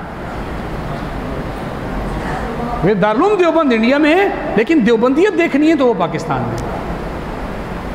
اور الحمدللہ یہاں سے محنت ہوئی اور وہاں کام ہوا، اور آج وہاں پہ بھی بہت سارے آزاد کام کر رہے ہیں اس موضوع کے اوپر. لیکن پھر بھی دارالعلوم دیوبند کے اندر باقاعدہ ایک شعبہ موجود ہے جہاں پر فن مناظرہ پر گفتگو ہوتی ہے، مباحث ہوتے ہیں، مناظرے ہوتے ہیں، تربیتی مناظرے ہوتے ہیں، سارا اس میں سب گفتگو طرز انداز کیا کیا. تو اس لیے فوائد اور ثمرات پر تو کسی عبادت کا دار و مدار نہیں ہوتا. آپ جب تبلیغ پہ جاتے ہیں کسی کو کہتے ہیں نماز پڑھو، وہ آگے سے کہے جی مجھے نماز پہ کیا ملے گا، تو آپ بتاتے ہو کیا ملے گا؟ آپ اس کو یہ گارنٹی بھی نہیں دیتے ہو کہ تجھے جنت ملے گی، کیونکہ وہ تو پڑھ کے خود بنا جنت ملنا بھی نماز کے اوپر نہیں ہے. کیونکہ لالچی مسلمان بنتے ہو. ہم نے ہر جگہ پہ لالچ لا کے ڈال دی. کیا ملے گا؟ یہ کریں گے تو کیا ملے گا؟ اور وہ کام کرنا ہے جو سب کر رہے ہیں، جو کوئی نہیں کرتا وہ نہیں کرنا. دین کا سنت، وہ سنت جو چھوڑی جا رہی ہو، اس سنت کا احیاء دوسری سنتوں پر عمل سے 99 درجہ زیادہ ثواب ہے. حدیث میں ہے نا 100 شہیدوں کا ثواب کا کیا مطلب ہے؟ من احیا سنتی عند فساد امتی، یہ سنت ہے نا نبی پاک صلی اللہ علیہ وسلم کی مناظرہ. تو میں اکثر کہتا ہوں، ایک شخص میرے پاس آیا مجھے کہتے ہیں جی دنیا میں آج کل اچھے مولوی نہیں رہے، اچھے مولوی نہیں رہے جی، مولوی سارے ایسے ہی ہو گئے. میں نے کہا اگر مولوی دنیا میں اچھے ختم ہو گئے ہیں تو عوام پر ایک فرض اور بڑھ جاتا ہے. جیسے اور فرض ہے نا ان کے اوپر، ایک فرض کا اضافہ ہو جاتا ہے کہ اچھے مولوی تیار کرو. نہیں سمجھ میں آیا؟ اچھے مولوی تیار کرنا عوام کا فرض ہے. عوام میں ایک طبقہ جمع ہو، وہ پیسے جمع کرے، ایک ادارہ بنائے، اس کے اندر لوگوں کی تنخواہیں مقرر کر کے وہاں پر اچھے مولوی تیار کرے. یہ عوام کا فرض ہو جاتا ہے، کیونکہ یہ امت کا فرض کفایہ مولوی ادا کرتا ہے. اگر مولوی ختم، سب امت پر فرض کفایہ ادا کرنے والا جب کوئی نہیں ہوتا تو وہ ہر فرد پہ فرض عین ہو جاتا ہے. یہی ہے نا، ایک مسلمان کی میت رکھی ہوئی ہے، اس کا جنازہ کوئی نہیں پڑھنے والا، تو ابھی جنازہ فرض کفایہ ہے؟ نہیں، اب جنازہ فرض عین ہے ہر فرد پہ. جب کچھ لوگ ادا کر لیں گے تو سب کی طرف سے ادا ہوگا. تو امت کا فرض کفایہ یہ ہے کہ امت میں اچھے علماء تیار کرو. تم کہتے ہو مناظرہ اچھا مناظرہ نہیں رہا، تو اب تم پر ایک فرض اور ہو گیا ہے کہ تم اچھا مناظر تیار کرو، اچھے مناظر بن کر دکھاؤ، اور اس ضرورت کو سمجھو. باطل دندناتا پھر رہا ہے، باطل سینے پہ چڑھ کے نعرہ لگا رہا ہے، باطل تمہارے ایمان کو جھنجھوڑ رہا ہے. باطل وہ چھوٹی باتوں کو نہیں زیر بحث لا رہا، وہ بڑی بات کہتے وہ جی بغداد ہلاک تباہ ہو رہا تھا تو مولوی اس میں لگے ہوئے تھے کہ جی آمین زور سے بولنی ہے یا آمین آہستہ بولنی ہے. آج وہ والا مسئلہ نہیں ہے. کل آپ کو کوئی یہ تانا نہیں دے گا کہ پاکستان برباد ہو رہا تھا تو مولوی مناظرہ. یہاں نبی پاک صلی اللہ علیہ وسلم کی ذات کی بات آ چکی ہے. اور ایک ہندوستان کے اندر ایک خاتون کھڑی ہو جاتی ہے اور وہ نبی پاک صلی اللہ علیہ وسلم کی ذات پر گفتگو کرتی ہے. آپ کو پتہ ہے اس کو رستہ کون فراہم کر کے گیا ہے؟ وہ کہہ رہی ہے مجھ سے بات کرو. کوئی بات کرے نا. آپ کو نہیں جی مناظروں کی ضرورت نہیں ہے، یہاں نبی پاک صلی اللہ علیہ وسلم کی ذات پر وہ بات کرنا چاہ رہی ہے، آپ کو جی ضرورت نہیں ہے، آپ کو جی اس کا مطلب اس کا فائدہ کچھ نہیں ہے، اور آپ بیٹھ گئے بات کر رہے ہیں، تو یہی تو مناظرہ ہے، الگ سے کوئی اور چیز نہیں ہے مناظرہ یہی مفہوم ہے مناظرے میں۔ ایک آج ختم نبوت کے مسئلے پر مناظرہ ہو رہا ہے، نبی پاک صلی اللہ علیہ وسلم کی ذات کا مسئلہ ہے، ناموس رسالت پر مناظرہ ہو رہا ہے، نبی پاک صلی اللہ علیہ وسلم کی ذات کا مسئلہ ہے، جتنے بھی ایسے دین کے اہم مسائل پر بات ہو رہی ہے وہ نبی کی ذات تک کا مسئلہ آ جاتا ہے، وہاں پر آپ یہ نہیں کہہ سکتے کہ اس کی ضرورت نہیں ہے۔ بات سمجھ آ رہی ہے آپ کو؟ تو مناظرے کے حوالے سے میں نے یہ چند باتیں آپ کو بتائی ہیں، امید ہے کہ اللہ تعالیٰ میری ان باتوں سے مجھے بھی اور آپ کو بھی فائدہ دے گا، اور یہاں پر ہم آپ کو بتاتے ہیں، تھوڑا سا گفتگو کرنی ہے کہ مناظرہ کا مفہوم کیا ہے۔ مناظرہ یہ باب مفاعلہ کا مصدر ہے، اس کا معنی ہوتا ہے، یہ نظر سے مشتق ہے۔ اگر لغوی معنوں میں دیکھا جائے تو مناظرے کا معنی ہوتا ہے ایک دوسرے کو دیکھنا، کیونکہ باب مفاعلہ کا مفہوم کیا بنتا ہے؟ ہاں معانقہ، مصافحہ، اسی معنوں میں مناظرہ، جانبین میں سے ہر ایک دوسرے کو دیکھے، یعنی جو جانب دو فرد ہوں تو دونوں ان کا اشتراک فی العمل ہو، عمل میں مشترک، تو مناظرے کا معنی بنے گا ایک دوسرے کو دیکھنا۔ ایک معنی تو اس کا یہ بنتا ہے، ایک معنی بنتا ہے مناظرے کا کہ بمعنی التفات النفس الی المعقولات، معقولات میں نظر دوڑانا، والتأمل فیہا، اور معقولات میں تأمل کرنا۔ اچھا، معقولات ایک مخصوص مفہوم ہے، جیسے منطق ہو گیا، فلسفہ ہو گیا، ان پر معقولات کا اطلاق ہوتا ہے، جو منقولات سے ہٹ کے چیزیں ہوتی ہیں۔ تو معقولات یہ ایک ذریعہ ہوتا ہے منقولات سمجھانے کا۔ معقولات، منطق اسی لیے معرض وجود میں آئی تھی، آپ نے پڑھا ہوگا کہ منطق کی ضرورت یوں پڑی تھی کہ لوگوں کو جو ہے منقولات سمجھانے کا ایک طریقہ اور ایک انداز اختیار کیا گیا تھا، معقولات کے ذریعے سے، منطق کے ذریعے سے بات سمجھائی جاتی ہے۔ اسی طریقے سے اس کے اور بہت سارے معانی لغت کی کتابوں والوں نے لکھا ہے۔ بعض لوگوں نے لکھا کہ مناظرہ نظر سے مشتق نہیں ہے، نظیر سے مشتق ہے، یعنی اس کا معنی بنے گا پھر مناظرے کا ایک دوسرے کو دیکھنا نہیں، بلکہ اس کا معنی بنے گا ایک دوسرے کی نظیر ہونا، ایک دوسرے کی مثل ہونا، ایک دوسرے کے برابر ہونا، ایک دوسرے جیسا ہونا۔ اور اس کے معنی میں یہ پایا بھی جاتا ہے، لغوی معنی ہر جگہ موجود رہتا ہے۔ تو نظیر کا معنی ہوگا کہ جو دو شخص مناظرہ کر رہے ہوں ان کا باہم ایک دوسرے کے برابر ہونا ضروری ہے۔ اچھا، ایک بات ہمارے ہاں یہ لوگ کرتے ہیں کہ مناظرے میں نظیر ہونا ضروری ہے۔ یہ نظیر کا معنی کیا بنتا ہے؟ پہلے یہ سن لو، نظیر کا معنی یہ نہیں بنتا کہ اس بندے کے پاس ایک گاڑی ہے تو اس کے پاس ایک گاڑی ہونی چاہیے، اس کے پاس ایک بنگلہ ہے تو اس کے پاس ایک بنگلہ ہونا چاہیے، اس کے پاس ایک کار ہے، اس کے پاس ایک کار ہونی چاہیے، اس کے پاس 1 کروڑ روپے ہے، اس کے پاس 1 کروڑ روپے ہونا چاہیے، یعنی ان ساری چیزوں میں یہ اس کا قد 5 فٹ کا ہے، اس کا قد 5 فٹ ہونا چاہیے۔ یہ کوئی نظیر کا مطلب یہ نہیں ہے۔ ہمارے ہاں معروف عرف یہی بن گیا ہے، اگر کار بنگلے والا مناظرے کا چیلنج کرتے ہیں نا اور میں نے قبول کر لیا تو وہ یہ میرے برابر کا نہیں ہے، میں اس کا چیلنج کیسے قبول کروں، میں اس سے کیسے بات کروں، میں ڈبل ڈور میں آؤں گا، یہ سائیکل پہ آئے گا، مناظرہ نہیں ہو سکتا۔ یہ بنا ہوا ہے، اور میں آپ کو بتاتا ہوں، اس کی مثالیں بھی بتاتا ہوں یہ کیوں میں کہہ رہا ہوں۔ میرے پاس بنگلہ ہے، اس کے پاس کچھ نہیں، میرے 100 شاگرد ہیں، اس کے 50 شاگرد ہیں، میں اتنی اچھی خوشبو لگا کے آتا ہوں، دبئی سے آتی ہے میرے لیے خوشبو، یہ جو ہے وہ مدنی مسجد کے باہر سے خریدتا ہے، لہٰذا میرے برابر نہیں۔ اچھے کپڑے، اچھی چپل، اچھی ٹوپی، اچھی پگڑی، یہ نظیر اس معنی کو بنا دیا گیا ہے۔ اوقات علمی طور پر اوقات کا جو ہم برابر ہونا یا نظیر ہونا وہ معنی بھی ختم ہو گیا۔ حالانکہ یاد رکھو کہ مناظرے میں نظیر ہونے کا معنی موجود ہے، لیکن یاد رکھو ہمیشہ نظیر ہونا ضروری نہیں ہے۔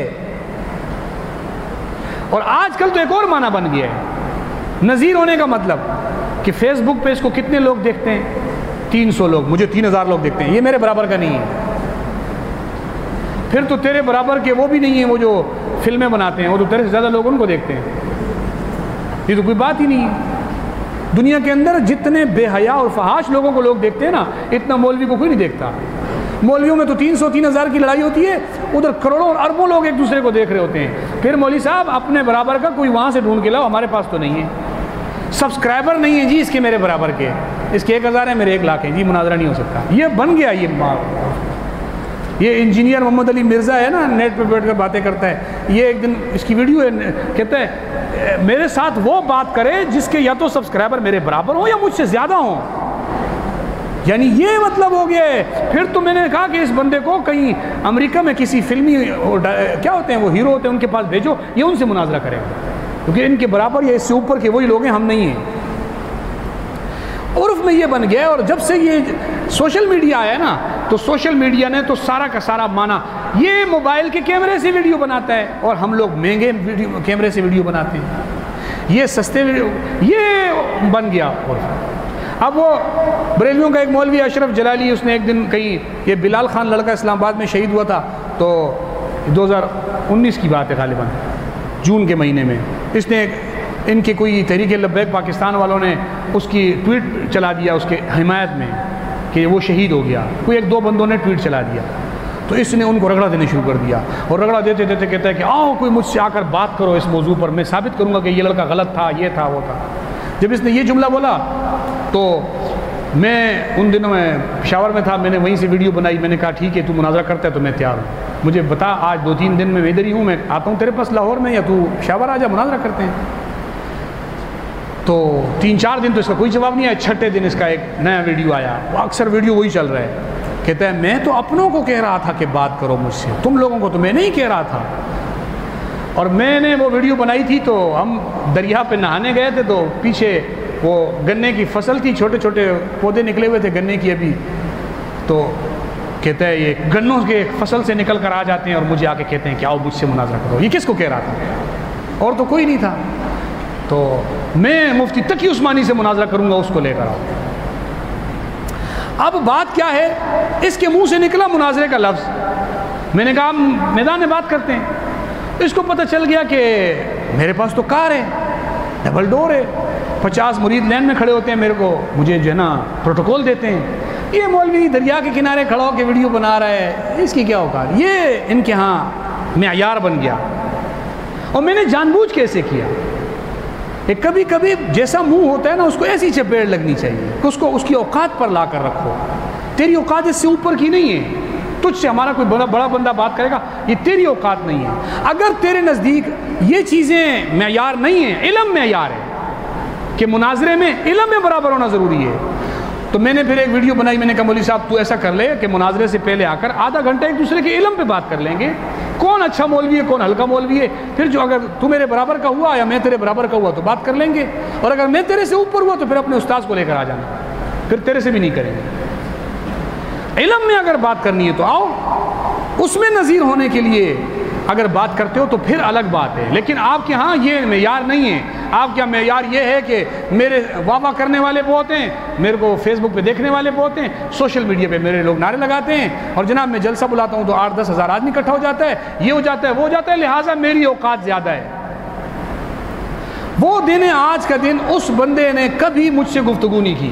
چند دن کے بعد اس کا ایک شاگرد ویڈیو بنا کے اس نے میرا نام لے کر کہہ دیا کہ جو ہم تو آپ سے کرنے کو تیار ہیں, ہم آپ سے بات کرنے کو تیار ہیں. اور یہ میں نے آپ کو کیوں بتایا تھا کہ مناظرہ آپ کے پاس ایک ہتھیار ہے, یہ دشمن پر وار کرنے کے لیے. اگر آپ اس کا صحیح استعمال جانتے ہیں تو اس سے بہتر ہتھیار دلائل کے میدان میں اور کچھ نہیں ہے. میں ہر جگہ پہ نہیں کہہ رہا ہوں, ہر جگہ پہ اپنا اپنا کام ہوتا ہے, لیکن دلائل کے میدان میں, بحث و مباحثے کے میدان میں, احقاق حق زبان کے ذریعے احقاق حق کے میدان میں یہ بہت بہترین نام ہے. اس کے نام سے لوگ ڈرتے ہیں. 1000 دعوے کریں گے, ہم مناظرہ کرتے ہیں, آؤ ہم چیلنج کرتے ہیں, آؤ ہم سے بات کرو, 1000 جگہ بات کریں گے. لیکن اگر آپ نے قبول کر لیا تو آپ گنے کی کھیت میں کیوں کھڑے ہوئے ہیں؟ آپ کے پیچھے نہر کیوں بہہ رہی ہے؟ آپ نے موبائل سے کیوں ویڈیو بنا کے اپلوڈ کی؟ آپ نے پھر یہ چیزیں آ جاتی ہیں۔ ناچ نہ آئے تو آنگن ٹیڑھا، مناظرہ کرنا مقصود نہیں ہے، تو لہٰذا پیچھے یہ ایسا کیوں ہے اور پیچھے ایسا کیوں ہے۔ آج کل تو دنیا نے اتنی ترقی کر لی کہ ہری چادر پیچھے لگا کر میں ویڈیو بناؤں تو میں تجھے جو ہے وہ ورلڈ ٹریڈ سینٹر پہ بیٹھ کے ویڈیو بناتا ہوا نظر آؤں گا۔ یہ کوئی بات ہے کرنے والی کہ پیچھے جو ہے نا آپ کے کھیتی باڑی کیوں نظر آ رہی ہے؟ یہ چیز میں نے اس کو جب یہ جواب دیا اس شاگرد کو کہ ٹھیک ہے، اگر تو کہتا ہے کہ مجھ سے کرو تو آ جا، تو بھی آ جا، استاذ کو بھی ساتھ لے آ، تو بھی آ جا، ایک تیرے سے کر لوں گا ایک تیرے استاد سے کر لوں گا۔ وہ 2.5 سال ہو گئے وہ بندہ غائب ہے۔ اب چند دن پہلے اس کا ایک اور شاگرد نے ویڈیو بنائی، وہ اکثر بناتا رہتا ہے، میں بھی ان کی اتنی اوقات نہیں سمجھتا ہوں۔ وہ امام غزالی نے لکھا ہے التکبر عند المتکبر تواضع، جو بندہ اپنے آپ کو بولے نا کہ میں شیر ہوں تو اس کے آگے سوا شیر بنو، تاکہ اس کو اپنی اوقات نظر آئے، اس کو پتہ چلے کہ تیری کوئی اوقات نہیں ہے۔ شاگرد ایک اور آ گیا کہ جی میں بات کرتا ہوں آپ سے، میں نے کہا تو بھی آ جا، اور پہلے والے 2 بھی لے کر آ جانا، وہ بھی ان دونوں کی طرح غائب ہو گیا۔ آج تک ان میں سے کوئی ایک فرد بھی بات کرنے کے لیے میدان میں نہیں آیا، نہ آ سکتا ہے۔ اور میں آپ کو یہ صاف بات بتا رہا ہوں کہ یہ کوئی ہماری طرف سے کوئی تعلی نہیں ہے کہ ہم کوئی بہت بڑی چیز ہیں۔ الحمدللہ ہمارے ہاتھ میں حق کا جھنڈا ہے، ہمیں فخر اس دین پر ہے، اس حق پر ہے کہ جس کا جھنڈا ہم نے اٹھایا ہوا ہے اس کے سامنے کوئی کر نہیں سکتا، اس کے سامنے کوئی آ نہیں سکتا۔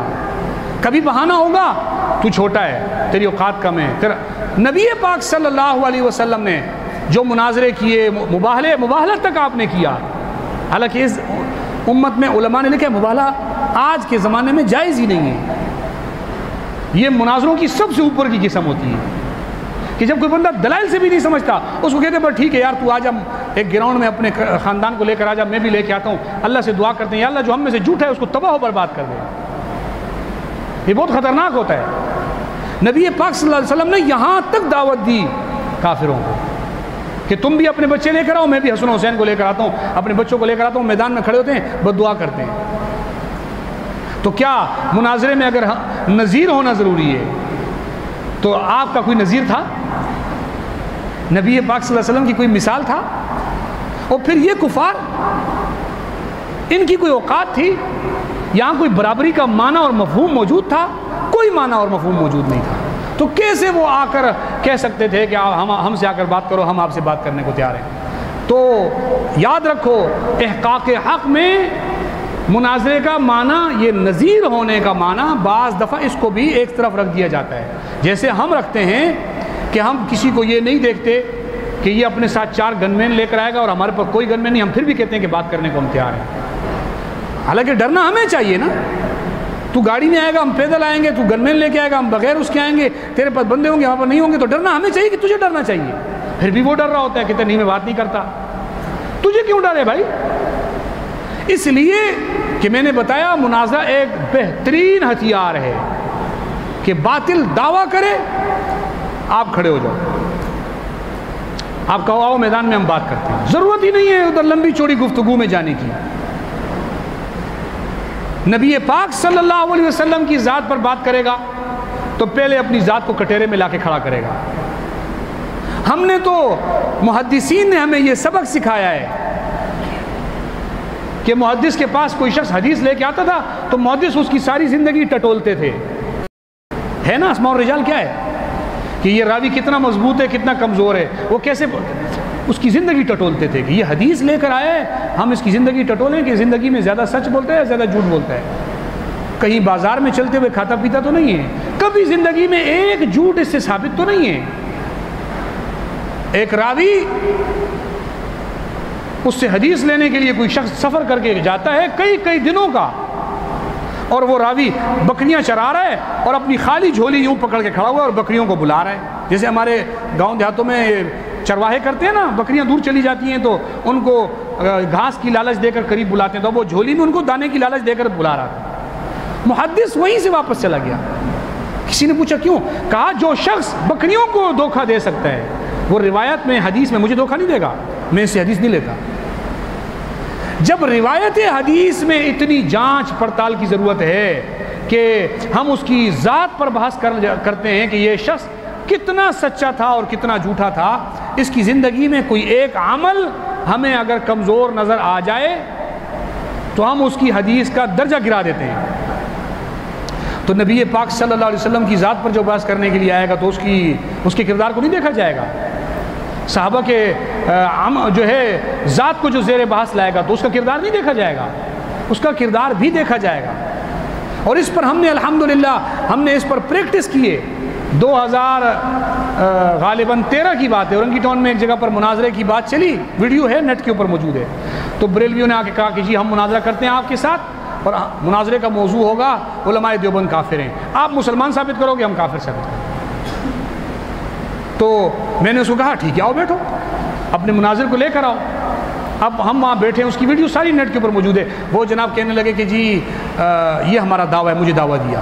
میں نے دعویٰ دیکھا, علماء دیوبند کافر ہیں. جی کس نے کہا آپ کو علماء دیوبند؟ حرمین کے علماء نے کہا ہے کہ علماء دیوبند کافر ہیں. میں نے کہا یہ روایت آپ تک کس نے پہنچائی ہے کہ حرمین کے علماء نے کہا ہے کہ علماء دیوبند کافر ہیں؟ کہتے ہیں احمد رضا خان نے پہنچائی ہے. تو میں نے بولا پہلے تو راوی کو چیک کریں نا بھائی, پہلے کس کو چیک کرنا ہے؟ یہ جو روایت اتنا دور سے لے کر آیا ہے, راوی اس قابل ہے کہ اس کی روایت, اگر ایک راوی ہوں بکریوں کو دھوکہ دے سکتا ہے, وہ روایت حدیث میں دھوکہ دے سکتا ہے, تو اس کو بھی چیک کرو, اس کی زندگی میں کہیں دھوکے شوکے تو نہیں ہیں. مجھے کہتے ہیں مجھے آپ کی بات سمجھ میں نہیں آئی. میں نے کہا میں کہنا یہ چاہ رہا ہوں پہلے اس کی ذات کو زیر بحث لاؤ اور مجھے یہ بتاؤ کہ یہ شخص اس قابل تھا کہ اس کی بات کو تسلیم کر لیا جائے. مجھے کہتے ہیں آپ مناظرے کا موضوع تبدیل کر رہے ہو. میں نے کہا میں موضوع تبدیل نہیں کر رہا, میں آپ کو بتا رہا ہوں کہ مناظرے کو الف سے شروع کرو, آپ بیچ میں سے شروع کر رہے ہو, گنتی 1 2 3 سے شروع کرو. ایک بندہ جج کے پاس گیا, جج صاحب یہ ملزم ہے, اس نے مجھے تیسرا تھپڑ مارا, پھر چھٹا مارا, پھر 12واں مارا, پھر 15واں مارا. جج نے بولا رک یہ پہلا دوسرا 7واں 8واں یہ سارے بیچ میں کیوں چھوڑے؟ کہتے ہیں جج صاحب وہ تو میں نے مارے تھے, اپنے والے گناہ نہیں گنتی کروا رہا, تو ایک سے گنتی شروع کر, یہ پہلا کس نے مارا تھا؟ تو کہتے ہیں علماء دیوبند پہ مناظرہ ہوگا. علماء دیوبند کو کافر کس نے کہا؟ پہلے اس کی ذات پہ مناظرہ ہوگا. آؤ صحابہ اکرام کی شخصیات پہ مناظرہ ہوگا, صحابہ اکرام کو زیر باس لانے والے کی شخصیت پر پہلے مناظرہ ہوگا. تو کون ہے؟ قرآن کے اندر جن کے ایمان کا تذکرہ ہو, جن کی نیتوں کو اللہ بیان کرے. صحابہ ایسے لوگ تھے, ایسے عام لوگ نہیں تھے کہ چلتے پھرتے نبی کے زمانے میں گلی سے گزر رہے تھے, دیکھا اندر نبی علیہ السلام بیٹھ کے حدیثیں سنا رہے ہیں, بیٹھ گئے مسلمان ہو گئے. صحابہ یہ اس کو نہیں کہتے. مدینہ میں بازار میں آئے تھے کسی کام سے, دیکھا کہ اندر درس حدیث اور آ کے بیٹھ گئے, مسلمان ہو گئے, صحابی بن گئے. اللہ نے امت میں سے ان کو چنا تھا. ایسے تو اللہ گواہیاں نہیں دے رہا ان کی. اللہ کہتا ہے یہ وہ لوگ ہیں کہ جن کے اعمال کیا ہیں, تراہم رکعا سجدا یبتغون فضلا من اللہ ورضوانا. یہ رکوع سجدے ایسے نہیں کرتے, ان کا مقصد صرف اللہ کی رضا حاصل کرنا ہوتا ہے. اللہ نیتیں بیان کر رہے ہیں صحابہ کی. تیری میری نیت تو میرا پڑوسی نہیں بیان کرتا, میرا بھائی نہیں, میرے بھائی سے پوچھو تو میری اچھی نیت, میں نہیں کہتا اس کی نیت صحیح نہیں ہے. میرا بھائی میری صحیح نیت کی گواہی نہیں دے گا, میرا پڑوسی میری صحیح نیت کی گواہی نہیں دیتا, میں جس مسجد میں نماز پڑھتا ہوں میرا امام میری صحیح نیت کی گواہی نہیں دیتا, میرے ساتھ کھڑے ہو کر نماز پڑھنے والا میری صحیح نیت کی گواہی نہیں دیتا.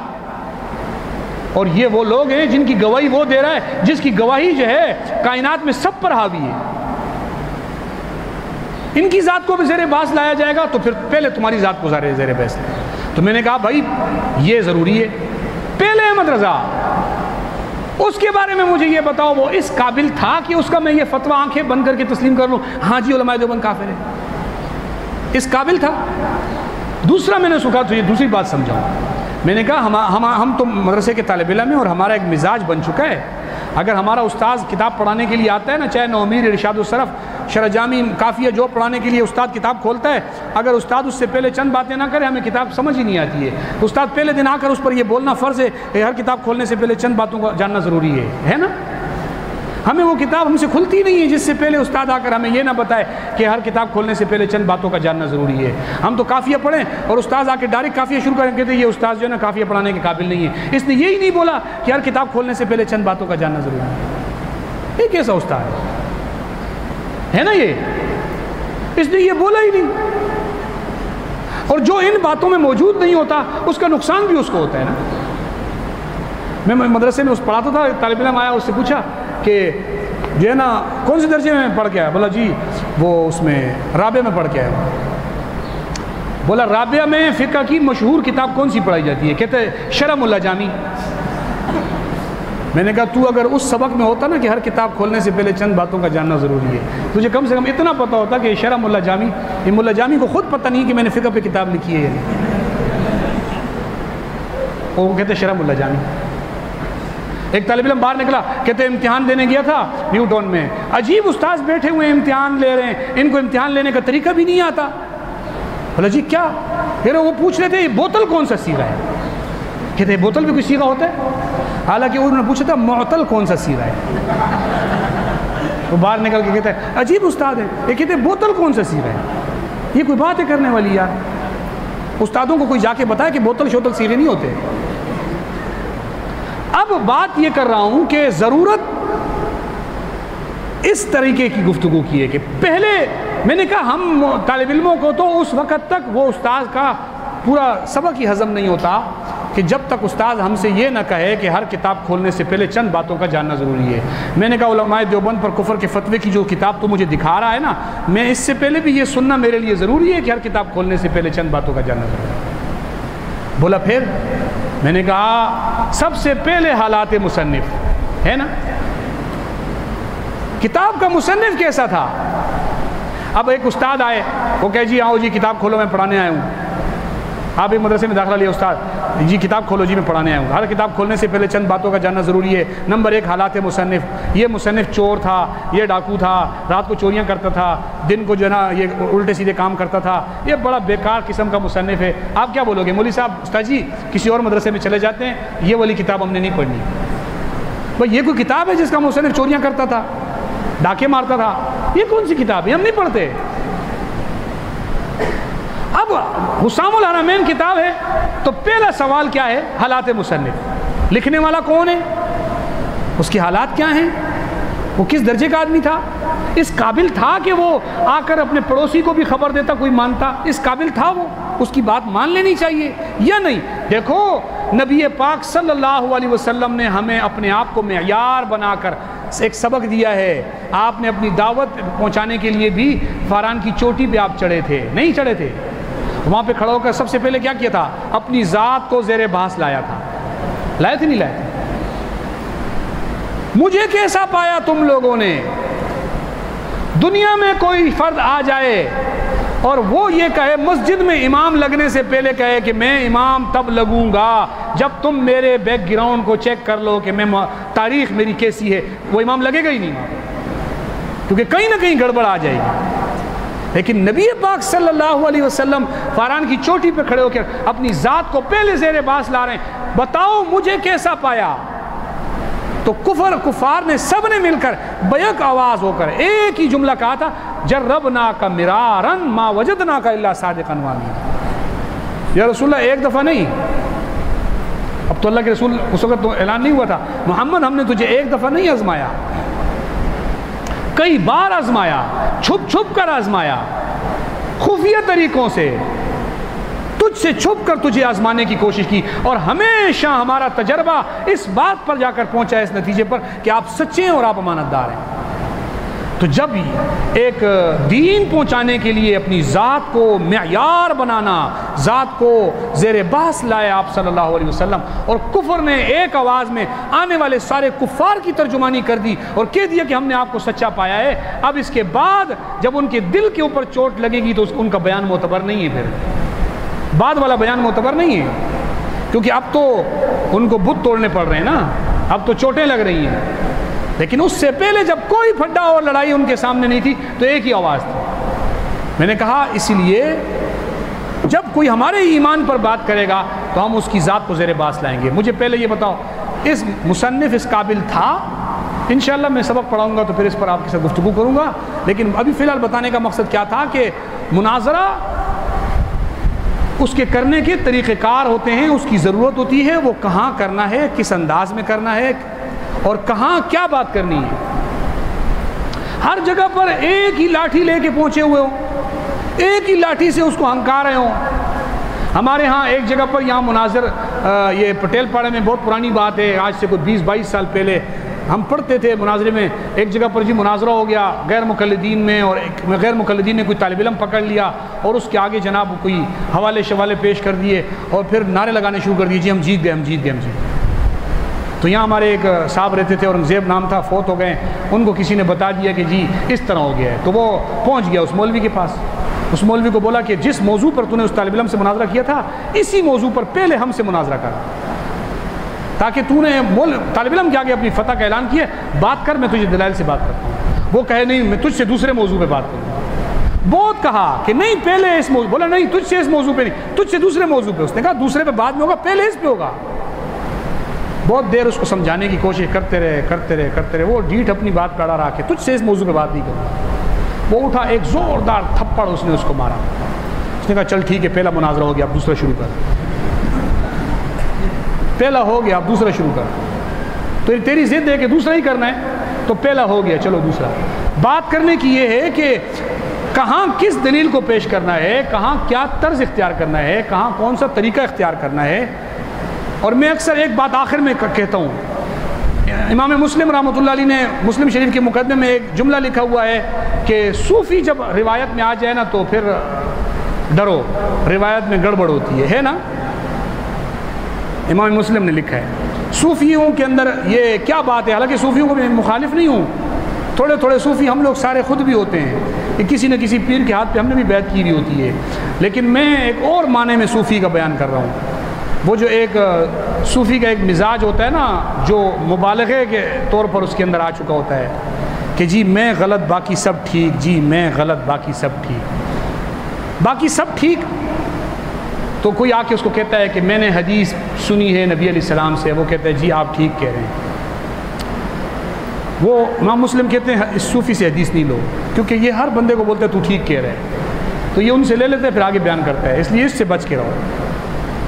تو مناظرے کے میدان میں بھی خدا کا واسطہ ہے، اگر آپ کا مزاج صوفیانہ ہے نا تو میں آپ کو خانقاہوں کی لوکیشن بھیجتا ہوں، آپ سیدھے خانقاہ چلے جائیں۔ مزاج اگر آپ کا صوفیانہ ہے خالص، جس میں آپ نے یہ بولنا ہے کہ آپ ٹھیک ہے میں غلط ہوں، پھر مناظرہ آپ وقت سے پہلے ہار چکے ہیں، کہ آپ نے اس کو بولنا ہے، مناظرے میں آپ گئے، اس نے کہا تو ایسا تیرے بڑے، ہاں جی آپ صحیح کہہ رہے ہیں، جی آپ صحیح کہہ رہے ہیں، بس مناظرہ ختم ہو گیا۔ یا پھر صوفیت کو وہاں ساتھ لے کے نہیں جانا، صوفیت کو گھر رکھ کے جانا۔ حسن زن، جی حضرت حسن زن، آپ غلط کیسے بول سکتے ہیں؟ وہ کہتے ہیں میری بات کہیں، ہاں جی آپ غلط کیسے کہہ سکتے ہیں، آپ تو صحیح کہیں گے، ہمیں بڑوں نے حسن زن سکھایا ہے۔ بھائی حسن زن مسلمان سے ہوتا ہے اور اس کی اچھی بات سے ہوتا ہے، یا آپ کو سمجھ میں نہیں آ رہی اس بات سے ہوتا ہے، کسی کی غلط بات پر کیا حسن زن ہوتا ہے کہ نہیں حسن زن۔ تو اگر صوفی مزاج آدمی ہے تو نہ وہ مناظرہ کرے، نہ اس کو مناظرے میں لے کے جاؤ، یہ بھی ذہن میں رکھنا، لے کے بھی نہیں جانا ساتھ اس کو، وہ آپ کو وہاں پہ آپ کی شکست کا اعلان کر دے گا کھڑا ہو کے، وہ بولے گا میں اس نتیجے پہ پہنچا ہوں کہ ہمارے مولوی صاحب نے اس پر اتنے الزامات لگائے ہیں، توبہ توبہ توبہ توبہ توبہ، حدیث میں آتا ہے لا يدخل جنت قطات، چغل خور تو جنت میں جاتا نہیں، اس نے اتنی چغلیاں لگائی ہیں تمہاری ہمارے سے، یہ جنت میں نہیں جائے۔ تو اس کو اپنے ساتھ معاون کے طور پر یا شامل ہونے والوں کے طور پر بھی نہیں لے کے جاؤ مناظرے کے اندر۔ مناظرے میں ایک مناظر ہوتا ہے، ایک صدر مناظر ہوتا ہے، معاون مناظر ہوتا ہے، ثالث کا تو زمانہ آج کل رہا نہیں ہے، تو باقی جو شرکائے مناظرہ ہوتے ہیں سب چن چن کے لے کے جانے ہوتے ہیں، ان میں سب آپ کے ہم مزاج آدمی ہونا ضروری ہے، جو فن مناظرہ سے مس رکھتے ہوں، تعلق رکھتے ہوں۔ اگر اس میں نے بتایا کہ اس مزاج کا بندہ لے کے گئے، ایک ہوتا ہے مناظرے کے اندر جس کو ہم تسبیح دیتے ہیں، لیکن یہ تسبیح بھی ہم اس کو اسی وقت دیتے ہیں، پھر لے لیتے ہیں بعد میں، اور وہ بھی ہم دیتے ہیں، گھر سے لے کر نہیں آنی چاہیے۔ وہ پہلے سے تسبیح لے کر آ گیا تو سمجھ جاؤ یہ صوفی ہے، وہ آپ کی شکست کا اعلان کر دے گا۔ یہ مولانا یہ بہت کام کی باتیں ہیں، ایسے ہو چکے ہیں واقعات کہ مناظرے کے اندر بیٹھے ہوئے تھے تو ہمارے دوستوں کا مناظرہ تھا پنجاب میں ایک جگہ پہ، تو مناظرہ جب ہوتا رہا تو وہ کھڑے ہو گئے تھے، مولوی صاحب آپ اپنے مولوی صاحب کہہ رہے ہیں مولوی صاحب سارا اس طرح تھوڑی ہوتا ہے، آپ نے اس بیچارے کی اتنی بےزتی کی، اس کی عزت نفس کو آپ نے مجروح کر دیا، آپ نے یہ کیا وہ کیا، اس نے اپنے لوگوں کی شکست کا اعلان کر دیا۔ ہم تبلیغ میں چل رہے تھے، ایک جگہ ہماری تشکیل ہوئی 3 دن کی، تو جماعتیں بہت تھیں وہاں پر، تو 2 جماعتیں جا کے وہاں اکٹھی ہو گئی۔ تو جب جماعتیں وہاں اکٹھی ہو گئی تو وہاں پر امام صاحب نے اعلان کر دیا کہ جی آج میلاد ہوگا، ہم تو سمجھ گئے کہ میلاد کا مطلب آج تبلیغیوں کی خیر نہیں ہے. اس نے جی تقریر کی, بندے اکٹھے کیے, مجمع مسجد, ایکو ساؤنڈ لگایا اور شروع ہو گیا. رات کا ٹائم ہے, ہمیں نیند نہ آئے عشاء کے بعد, ہم تھکے ہوئے آئیں اور وہ ایکو ساؤنڈ پہ تقریر کر رہے ہیں. ان کی تقریر کیا ہوتی ہے آپ نے چیک تو کیا ہوگا, اس میں کہاں گانے بھی پڑھتے ہیں اور پتہ نہیں کیا کیا, اور طرز بھی ہوتی ہے, سب کچھ. تقریر ختم ہو گئی, ساتھیوں نے مجھے کہا مولوی صاحب آپ کے ہوتے ہوئے اتنا کچھ ہو گیا ہے, تھوڑا بہت تو کچھ اس کو جا کے چٹکی تو لگاؤ. میں نے کہا یار امیر صاحب ناراض ہو جائیں گے, آپ کو پتہ ہے یہاں امیر کی اطاعت بہت ضروری ہے. میں نے امیر صاحب کو کہا مناظرہ کرنا, تو امیر صاحب کہے گا کہ یہ ہمارے جو ہے نا تبلیغ میں کوئی بندہ آ گیا ہے بیچ میں, تو یہیں سے میری واپسی کی تشکیل نہ کر دے گئی.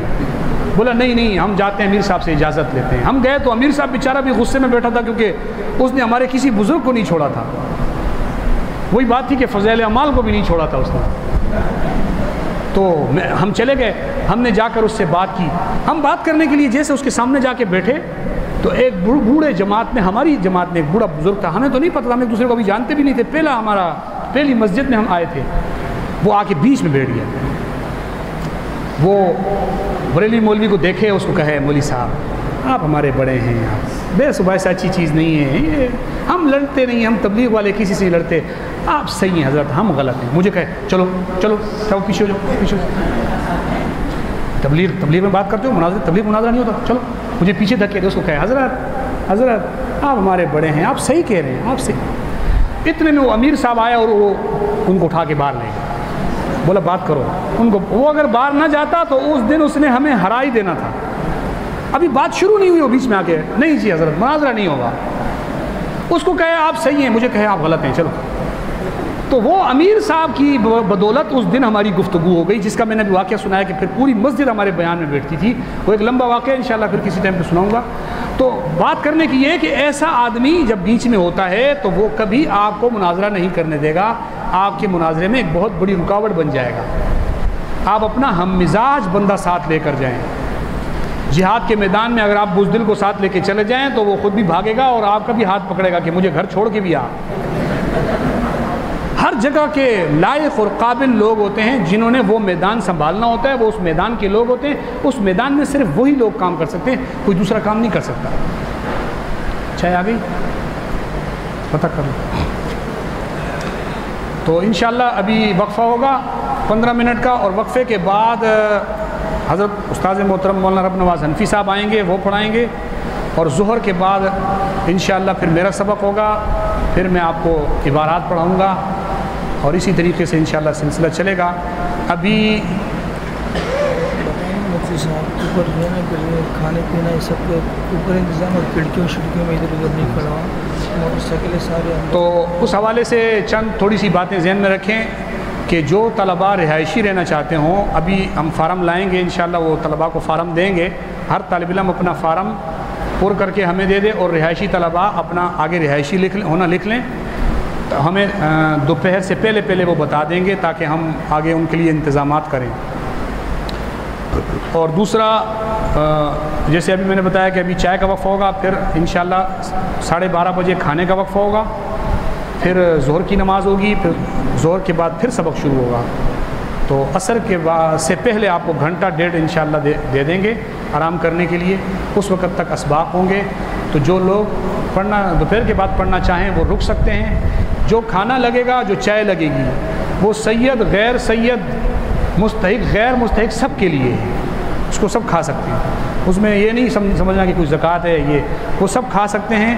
کوئی سید ہو, غیر سید ہو, مستحق ہو, غیر مستحق ہو. رہائش میں بھی یہی اصول ہے, سب رہائش کریں تو وہ بھی کر سکتے ہیں. ویسے بھی میرا مشورہ تو یہ کہ رہائش آپ کو اختیار کرنی چاہیے, کیونکہ بارشوں کا بولا ہوا ہے, آپ چلے گئے پھر واپس ہی نہیں آ سکیں, بارش زیادہ ہو گئی تو ترتیب آپ اپنی بنا کر پھر اس حساب سے ہمیں پہلے بتا دینا, تاکہ آپ کے لیے شام کے کھانے کا انتظام رہائشی طلباء کے لیے کیا جائے. اور رہائشی طلباء کے لیے پھر سبق مغرب اور عشاء کے بعد بھی ہوتا ہے. تو وہ حضرات پھر یا تو مغرب کے بعد یا عشاء کے بعد ایک سبق حضرت مولانا رب نواز حنفی صاحب کا یا میرا ضرور ہوگا, تو آپ حضرات وہ پہلے سے بتا دیں. دوسرے نمبر پر یہ کہ ہر ساتھی جب صبح آئیں تو اپنی موٹر سائیکلوں کو ترتیب سے بڑی گلی میں کھڑا کریں. یہاں لوگ آپ نے دیکھا ہوگا اس گلی میں سارے گھر ہیں, گھروں کے دروازے ہیں, تو گھروں کے دروازے پہ کھڑا کر کے یا رستہ بند کرنا بھی مناسب نہیں ہے, کیونکہ یہاں گلی کے لوگ پھر پریشان ہوں گے, تو اچھی بات نہیں ہے کہ ہماری وجہ سے دوسروں کو تکلیف ہو. کھانا لگے گا اوپر، چائے بھی اوپر لگے گی. اوپر جو چھت ہے اس چھت میں اس طرح کھڑکیاں ہیں اور اس کے ارد گرد میں سب گھر ہیں.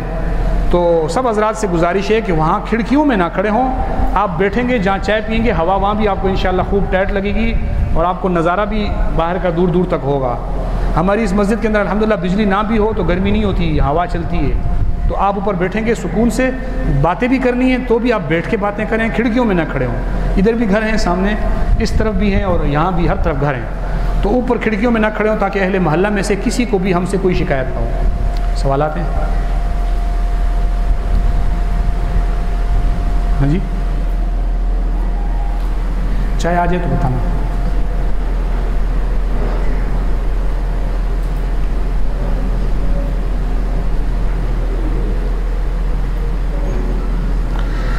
یہ کہتا ہے کہ اگر مناظرہ کا مشتق منو نظیر ہے تو پھر برابری کس چیز میں ہوگی؟ حالانکہ تحفۃ المناظر میں نظیر کا معنی کچھ یوں بیان کیا ہے کہ ینبغی للمناظرین نظیرین ای مساویین فی العلم، جبکہ آپ کی تشریح سے مساویین فی العلم کی نفی ہو رہی ہے.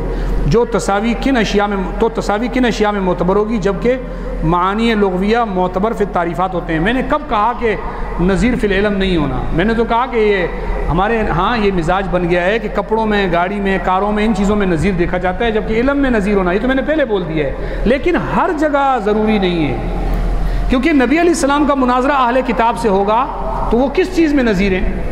آپ بتا دیں. چلے، نظیر فی العلم تھا. ہر جگہ پر یہ شرط نہیں ہے. میں نے کہا کبھی کبھی باطل چھوٹا ہوتا ہے، حق والا بڑا ہوتا ہے، بات تب بھی ہو جاتی ہے. کبھی کبھی اس کے برعکس بھی ہو جاتا ہے. یہ ضروری نہیں ہے. مناظرے میں ضروریت کے درجے پر، ضروری کے درجے پر مناظرے میں نظیر فی العلم ہونا ضروری نہیں ہے. کبھی ہوتا ہے، کبھی نہیں ہوتا. آج بھی اگر یہ چیک کرنا بھی بہت مشکل ہے کہ ہم مناظر دونوں نظیر فی العلم کیسے ہیں. میں کیا چیک کروں گا؟ اگر میری یہ دیکھا جائے کہ درجہ ثانیہ میں نے وفاق میں کتنے امتحان لیے، نمبر لیے تھے، رابعہ میں کتنے لیے تھے، سادسہ میں کتنے لیے تھے، دورے میں کتنے لیے تھے، تو وہ بھی آپ کہو گے کہ بس اوقات بعض لوگ پڑھا بڑا اچھا ہوتے ہیں، لکھتے اچھے نہیں ہیں، رائٹنگ کے نمبر نہیں ملتے، یہ نہیں، تو نظیر فی العلم تب بھی نہیں بنتی. نظیر فی العلم کے لیے آپ کے پاس کوئی ترازو ہے تولنے کے لیے؟ آج کے دور میں اگر آپ سمجھو کہ ایک شخص ہے جس کی علم میں شہرت ہے، جس درجے کی شہرت ہے، جیسے کہ مفتی تقی عثمانی صاحب ہیں، اب ان کی علم میں ایک شہرت ہے، پوری دنیا میں ان کا ایک نام ہے، تو میں کہہ سکتا ہوں کہ ان کا نظیر فی العلم ہونے کے لیے ہم اس بندے کو چیک کریں گے جو ان کے برابر ہو، ان سے بات کرنے کے لیے ہم. لیکن میں آپ ماؤ شما کی کیا اوقات ہے کہ ہم اپنے کہیں کہ جی میں تو میرے جو ہے نا دور حدیث میں 490 نمبر آئے تھے، آپ کے 480 ہیں، لہٰذا ہم برابر نہیں ہیں. یہ تو کوئی برابری نہیں ہے. اور ہر کتاب میں ہم بیٹھ کے جانچ کیسے کریں گے کہ میں بخاری میں کتنا ماہر ہوں، آپ کتنے ماہر ہیں، مسلم میں کتنا ماہر ہوں، فن حدیث میں کتنا ماہر ہوں، فن تفسیر میں، ہر بات کا پہچاننا بہت مشکل ہے. اس میں کچھ چیزیں ظاہری طور پر دیکھی جاتی ہیں، بس باقی ضروری نہیں ہوتی. لفظ مناظرہ بکسر زا یا بسکون زا یا بفتح زا ہے، جبکہ مناظرہ مصدر مفعلہ ہے اور مصدر مفعلہ بفتح زا ہوتا ہے. بکسر زا اور بسکون زا ظرفین سے منقول نہیں. یار مولانا اتنے ماہر ہم بھی نہیں ہیں کہ جتنے آپ مشکل سوالات پوچھ رہے ہو. ہم بھی آپ ہی کی طرح ایک ہیں، ہمیں کچھ اتنا زیادہ باتیں نہیں آتی. آن جناب نے مباہلہ فی زماننا ناجائز کا قول نقل کیا، حالانکہ مباہلہ مذکورہ آیت تعالوا الی کلمۃ تعالوا ندعو ابناءنا وابناءکم سے ثابت ہے. اگر مناظرہ بھائی وہاں پر مباہلہ کرنے والے نبی پاک صلی اللہ علیہ وسلم تھے. اگر کوئی آج بھی اتنی بڑی شخصیت ہو کہ جو معاشرے کے اندر ایسا مقام رکھتی ہو، جیسے اپنے وقت کے اندر مولانا منظور احمد چنیوٹی صاحب رحمۃ اللہ علیہ تھے، مباہلہ انہوں نے کیا تھا، وہ کر سکتے ہیں، وہ آج بھی کر سکتے ہیں. یہ ماؤ شما کی باتیں ہیں، ان کو بڑوں پہ فٹ نہ کریں. بعض چیزیں ایسی ہوتی ہیں نا کہ وہ بالکل آخری سٹیپ ہوتا ہے. مباہلہ بالکل آخری سٹیپ ہے، جہاں سمجھنے سمجھانے کی بات نہیں رہتی ہے وہاں بات آتی ہے کہ یار چلو آؤ اب مباہلہ کرتے ہیں. تو آپ فی الحال دروازے کیوں بند کر رہے ہیں؟ جب کوئی باطل آپ پر دروازے بند کر دے سمجھنے کے تو تب اس کے ساتھ مباہلہ کریں تو آپ کریں، اچھی بات ہے. پھر وجادلہم کی تفسیر صاحب مدارک نے وہ ناظروں سے کیے، مفسر ایک ہی بندے نے سارے سوال لکھے ہیں. اور آج جناب نے مجادلہ فی المناظرہ کو حرام قرار دیا، جبکہ مجادلہ کی تعریف عند المناظرین یوں ہے، ہی المنازعہ منازعہ لا اظہار ثواب بل الزام الخصم، اور الزام خصم محمود ہوتا ہے۔ بھائی آپ نے جہاں مجادلہ کی یہ تعریف پڑھی ہے نا، وہیں پہ لکھا ہوا ہے کہ مجادلہ جائز نہیں ہے۔ یہ میرے پاس رشیدیہ پڑھی، اٹھا کے دیکھ لو۔ اب مجھے نہیں معلوم کہ ہی المنازعہ لا اظہار الثواب، حق بات ظاہر کرنے کے لیے آپ مناظرہ نہیں کر رہے، تو مناظرے میں پھر نیک نیتی کہاں سے آئے گی؟ اس لیے یہ ایک بندے نے سارے سوال رکھے ہیں۔ طالب علم کی شب و روز نامی کتاب میں حضرت تھانوی کی کچھ ملفوظات نقل کیے جو صراحتاً قباحت مناظرہ پر دلالت کرتے ہیں، علماء و طلباء کو مناظرات سے منع کرتے ہیں۔ بھائی نہیں کرو مناظرہ۔ میں نے بھی آپ کو کہا ہے کہ ہمارے بڑوں نے بھی مناظرے، ہر چیز کے اندر کچھ سقم اور خامیاں ہوتی ہیں۔ اور یہ بھی میں ایک بات آپ کو بتاؤں، بسا اوقات آپ ایک فن پہ کام کر رہے ہوتے ہیں تو آپ میں اس فن کی خامی نہیں آتی، کوئی دوسری آ جاتی ہے۔ میں اس کی مثال دیتا ہوں۔ مولانا امین اکاڑوی صاحب رحمۃ اللہ علیہ فرمایا کرتے تھے کہ مجھے خواب آیا، اور اس طرح بہت سے واقعات بتائیں۔ میں گیا حضرت مولانا احمد علی لاہوری صاحب رحمۃ اللہ علیہ کے ہاتھ پہ میں نے بیعت کی۔ جب میں نے حضرت کے ہاتھ پہ بیعت کی تو جس طرح مرید کا اصول ہوتا ہے کہ مرید پیر صاحب کہتے ہیں کہ پیر صاحب مجھے کوئی کتاب دے دیں پڑھنے کے لیے، تو حضرت نے فرمایا آپ احیاء علوم الدین پڑھا کرو، امام غزالی کی احیاء علوم الدین پڑھو۔ شاید آپ لوگوں نے پڑھی ہو یا نہیں، اگر نہیں پڑھی تو ایک دفعہ پڑھ لینا۔ احیاء علوم الدین میں مناظرے کی خامیاں اور بیماریاں اور مناظرے کے نقصانات پر پورے ابواب ہیں۔ حضرت فرماتے ہیں کہ میں فن مناظرہ سے تعلق رکھتا ہوں، اور مجھے حضرت استاذ جو ہے وہ کتاب دے رہے ہیں جو مناظرے سے نفرت دلا رہی ہے۔ تو مجھے ایک بات سمجھ میں آئی، حضرت نے مجھے زبان سے نہیں کہا مناظرے نہیں کرو، بلکہ ساری زندگی مولانا احمد علی لاہوری صاحب نے ان کی سرپرستی کی ہے کہ آپ کرو مناظرے، لیکن کتاب ساتھ کیوں دی؟ کیوں؟ دو چیزیں ہیں، ان کا فن الگ الگ ہے۔ دیکھو ایک چیز کا موضوع ہوتا ہے، موضوع پتہ ہے نا آپ کو، مناظرے کا موضوع ہے فریق مخالف کے نفس کو، فریق مخالف کو پکڑنا، تجھ میں یہ خامی ہے، تجھ میں یہ خامی ہے، تجھ میں یہ خامی ہے، تجھ میں یہ خامی ہے، تجھ میں۔ مناظرے کا یہ موضوع ہے، سامنے والے کی خامی بیان کرنا، یہی ہے نا۔ تو یہ اصول ہے کہ جب کوئی بندہ سامنے والے کی خامیاں دیکھ رہا ہو تو اس سے اپنی خامیاں چھپ جاتی ہیں، وہ اپنی خامیاں نہیں دیکھتا۔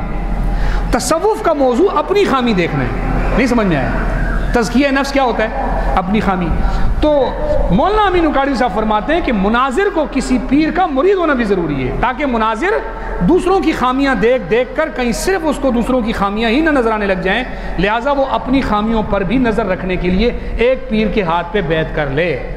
اسی لیے میں نے آپ کو بتایا میں خود ایک پیر کے ہاتھ پہ بیعت کیے ہوئے ہوں، یہ ذہن میں رکھنا، آپ لوگ بھی کریں، یہ میں غلط نہیں، لیکن چونکہ آپ ایک فن میں کام کریں گے تو اس فن کا جو برعکس ہے اس کی برائیاں آپ میں آنے شروع ہو جائیں گی۔ جس کو ہمارے ہاں ڈاکٹروں کے پاس آپ دوائی لینے جاؤ تو وہ آپ کو اینٹی بائیوٹک دوائی دیتے ہیں نا بھائی اس مرض سے آپ کے سر میں درد ہے، وہ ایک گولی آپ کو سر درد کی صحیح کرنے کی ایک اینٹی بائیوٹک دے گا۔ کیوں؟ وہ کہتا ہے یہ گولی ساتھ اس لیے دے رہا ہوں اس سر درد سے کان میں درد نہ شروع ہو جائے، ناک میں درد نہ شروع ہو جائے، یہ اثر کہیں اور اثر نہ کر لے۔ بات سمجھ آ رہی ہے؟ تو مناظرے کا ایک تو موضوع ہے وہ دوائی، ایک اس کا الٹا اثر ہے، سائیڈ افیکٹ جس کو بولتے ہیں، اس کو ختم کرنے کے لیے اس کا برعکس جو دین کا کام ہے وہ بھی ساتھ ساتھ کرو۔ اسی لیے مبلغ مجاہد بھی ہونا چاہیے اور مجاہد کو مبلغ ہونا چاہیے۔ میری بات سمجھ آئی؟ یہ دونوں موضوع ایک دوسرے سے الٹ ہیں نا۔ تو مجاہد کو مبلغ ہونا چاہیے اور مبلغ کو مجاہد ہونا چاہیے، لیکن اس وقت کیا کیفیت ہے کہ جو مبلغ ہے وہ مجاہد نہیں ہے اور جو مجاہد ہے وہ مبلغ نہیں۔ مسئلہ خراب ہے۔ اب اگر ہم کہیں دعوت دینے چلے گئے کسی مجاہد کو ہم تبلیغ میں لے کر آ گئے تو وہ بولے گا کہ نماز پڑھنے آؤ، بولے گا نہیں، وہ بندوق نکالی ڈس، بولتے جا نماز نہیں پڑھتے تو کافر ہو گیا، جا ختم۔ تو وہ جہاد شروع کرے گا۔ بات کرنے کی یہ کہ تبلیغ میں تھپڑ مارے، ایک چانٹا مارے، دوسرا منہ آگے کرو، ادھر بھی مار، ادھر مارا، ادھر بھی مار، یہ تبلیغ میں نا مجاہد کی برداشت کرے گا؟ تو مجاہد کہے گا ادھر سے ایک گولی آئی ہے تو دو چلاؤ، اس کا اصول یہ ہے، اس کا اصول یہ ہے۔ تو دونوں موضوعات کو لے کر چلنا یہ ضروری ہوتا ہے۔ لہٰذا مناظرے کا موضوع دوسرے کا نفس ہے، لہٰذا آپ صوفی اور کسی پیر سے تعلق رکھ کر اپنی ذات کو بھی کبھی کبھی زیر بحث لایا کرو۔ یہ آپ کے سوال کا مناظرے کی تعریف بتا دوں گا انشاءاللہ۔ اکثر لوگ کہتے ہیں کہ کسی کو برا مت کہو، ہر کوئی اپنی عبادت صحیح کر رہے ہیں، یعنی شیعہ بریلوی جیسے ہم زیادہ کر رہے ہیں۔ یہ تو اکثر لوگوں کی باتیں ہیں، ان کو چھوڑ دو۔ اکثر لوگ کہتے ہیں کہ کسی کو برا مت کہو، قرآن مجید اٹھاؤ، اگر قرآن نے کسی برے کو برا نہیں کہا تو آپ بھی نہیں کہو۔ قرآن کا اصول نہیں ہے۔ نبی پاک صلی اللہ علیہ وسلم کیا تھے؟ رحمت للعالمین تھے۔ آپ کی زبان کسی کی برائی کرے یہ ممکن تھا؟ جب آپ بھی کسی کی برائی کر رہے ہیں تو اس کا مطلب ہے یہ عبادت ہے۔ بات سمجھ آ رہی ہے؟ برے کو برا کہنا بھی عبادت ہے۔ آپ تبلیغیوں سے پوچھ لو، وہ آپ کو ایک حدیث بتائیں گے کہ بنی اسرائیل کے ایک قبیلے کو فرشتوں نے الٹنا تھا اور اللہ تعالیٰ سے پوچھا یا اللہ اس میں ایک بندہ بڑا نیک عبادت گزار ہے، اس کو بھی بیچ میں رگڑ دیں۔ بولا ہاں یہ لوگوں کو منع نہیں کرتا، برے کو برا نہیں کہتا، اس کو بھی بیچ میں الٹ دو۔ تو برے کو برا نہ کہنا، یہ آپ کو کس نے کہہ دیا کہ یہ جو کچھ صحیح کر رہا ہے، جو کر رہا ہے صحیح کر رہا ہے؟ یہ آپ کو کس نے کہہ دیا؟ شیعہ بھی صحیح کر رہا ہے، بریلوی بھی صحیح کر رہا ہے، شیعہ یہ صحیح کر رہا ہے، وہ کہتے ہیں میں جو ہے وہ 12 اماموں کو آپ کے نبیوں کے برابر قرار دے رہے ہیں، تو وہ کیسے صحیح ہوگا؟ وہ کہتے ہیں ہمارے جو ائمہ ہیں اور جو اولاد ہے ان کی، وہ نبیوں کے برابر ان کا درجہ ہے، بلکہ دوسرے نبیوں سے افضل تک لکھا ہوا ہے، تو وہ صحیح کیسے ہے؟ یار کچھ تو فطرت اور نیچر کو بھی سامنے رکھو نا۔ دو بندے کھڑے ہو کر لڑ رہے ہیں، ایک کہتا ہے آج منگل ہے آج بدھ ہے، ایک کہتا ہے آج منگل ہے، تو آپ نے دونوں میں سے ایک ہی بات کو صحیح کہنا ہے، دونوں صحیح ہیں؟ نہیں جی یہ بھی صحیح ہے، یہ بھی صحیح، چلو آج منگل بھی آج بدھ بھی ہے، ہاں جی۔ ایک بندہ لڑ رہا ہے آج منگل ہے، دوسرا کہتا ہے آج بدھ ہے۔ انہوں نے ایک بندے کو بلایا ادھر آ، یار میں کہتا ہوں آج منگل ہے، یہ کہتے ہیں آج بدھ ہے، آپ فیصلہ کرو۔ اس نے بولا پاگلو میں جمعہ پڑھ کے آ رہا ہوں، تم لوگ کہتے ہو منگل ہے بدھ ہے، میں جمعہ پڑھ کے آ رہا ہوں، تم کہتے ہو منگل ہے۔ بات کرنے کی یہ کہ یہ کیسے ممکن ہے؟ ابھی دن بھی ہے ابھی رات بھی ہے، بولنا پڑے گا۔ جی ہاں دیکھو نا، اب ہم ناراض نہیں کر سکتے ان لوگوں کو جو کہتے ہیں ابھی رات ہے، لہٰذا ان کے دل پہ چوٹ لگتی ہے، جی نہیں جی ابھی رات بھی ہے۔ یہ بات ہی غلط ہے نا، آپ کیسے صحیح اور غلط کو کیسے بول سکتے ہیں کہ صحیح بھی صحیح ہے اور غلط بھی صحیح ہے؟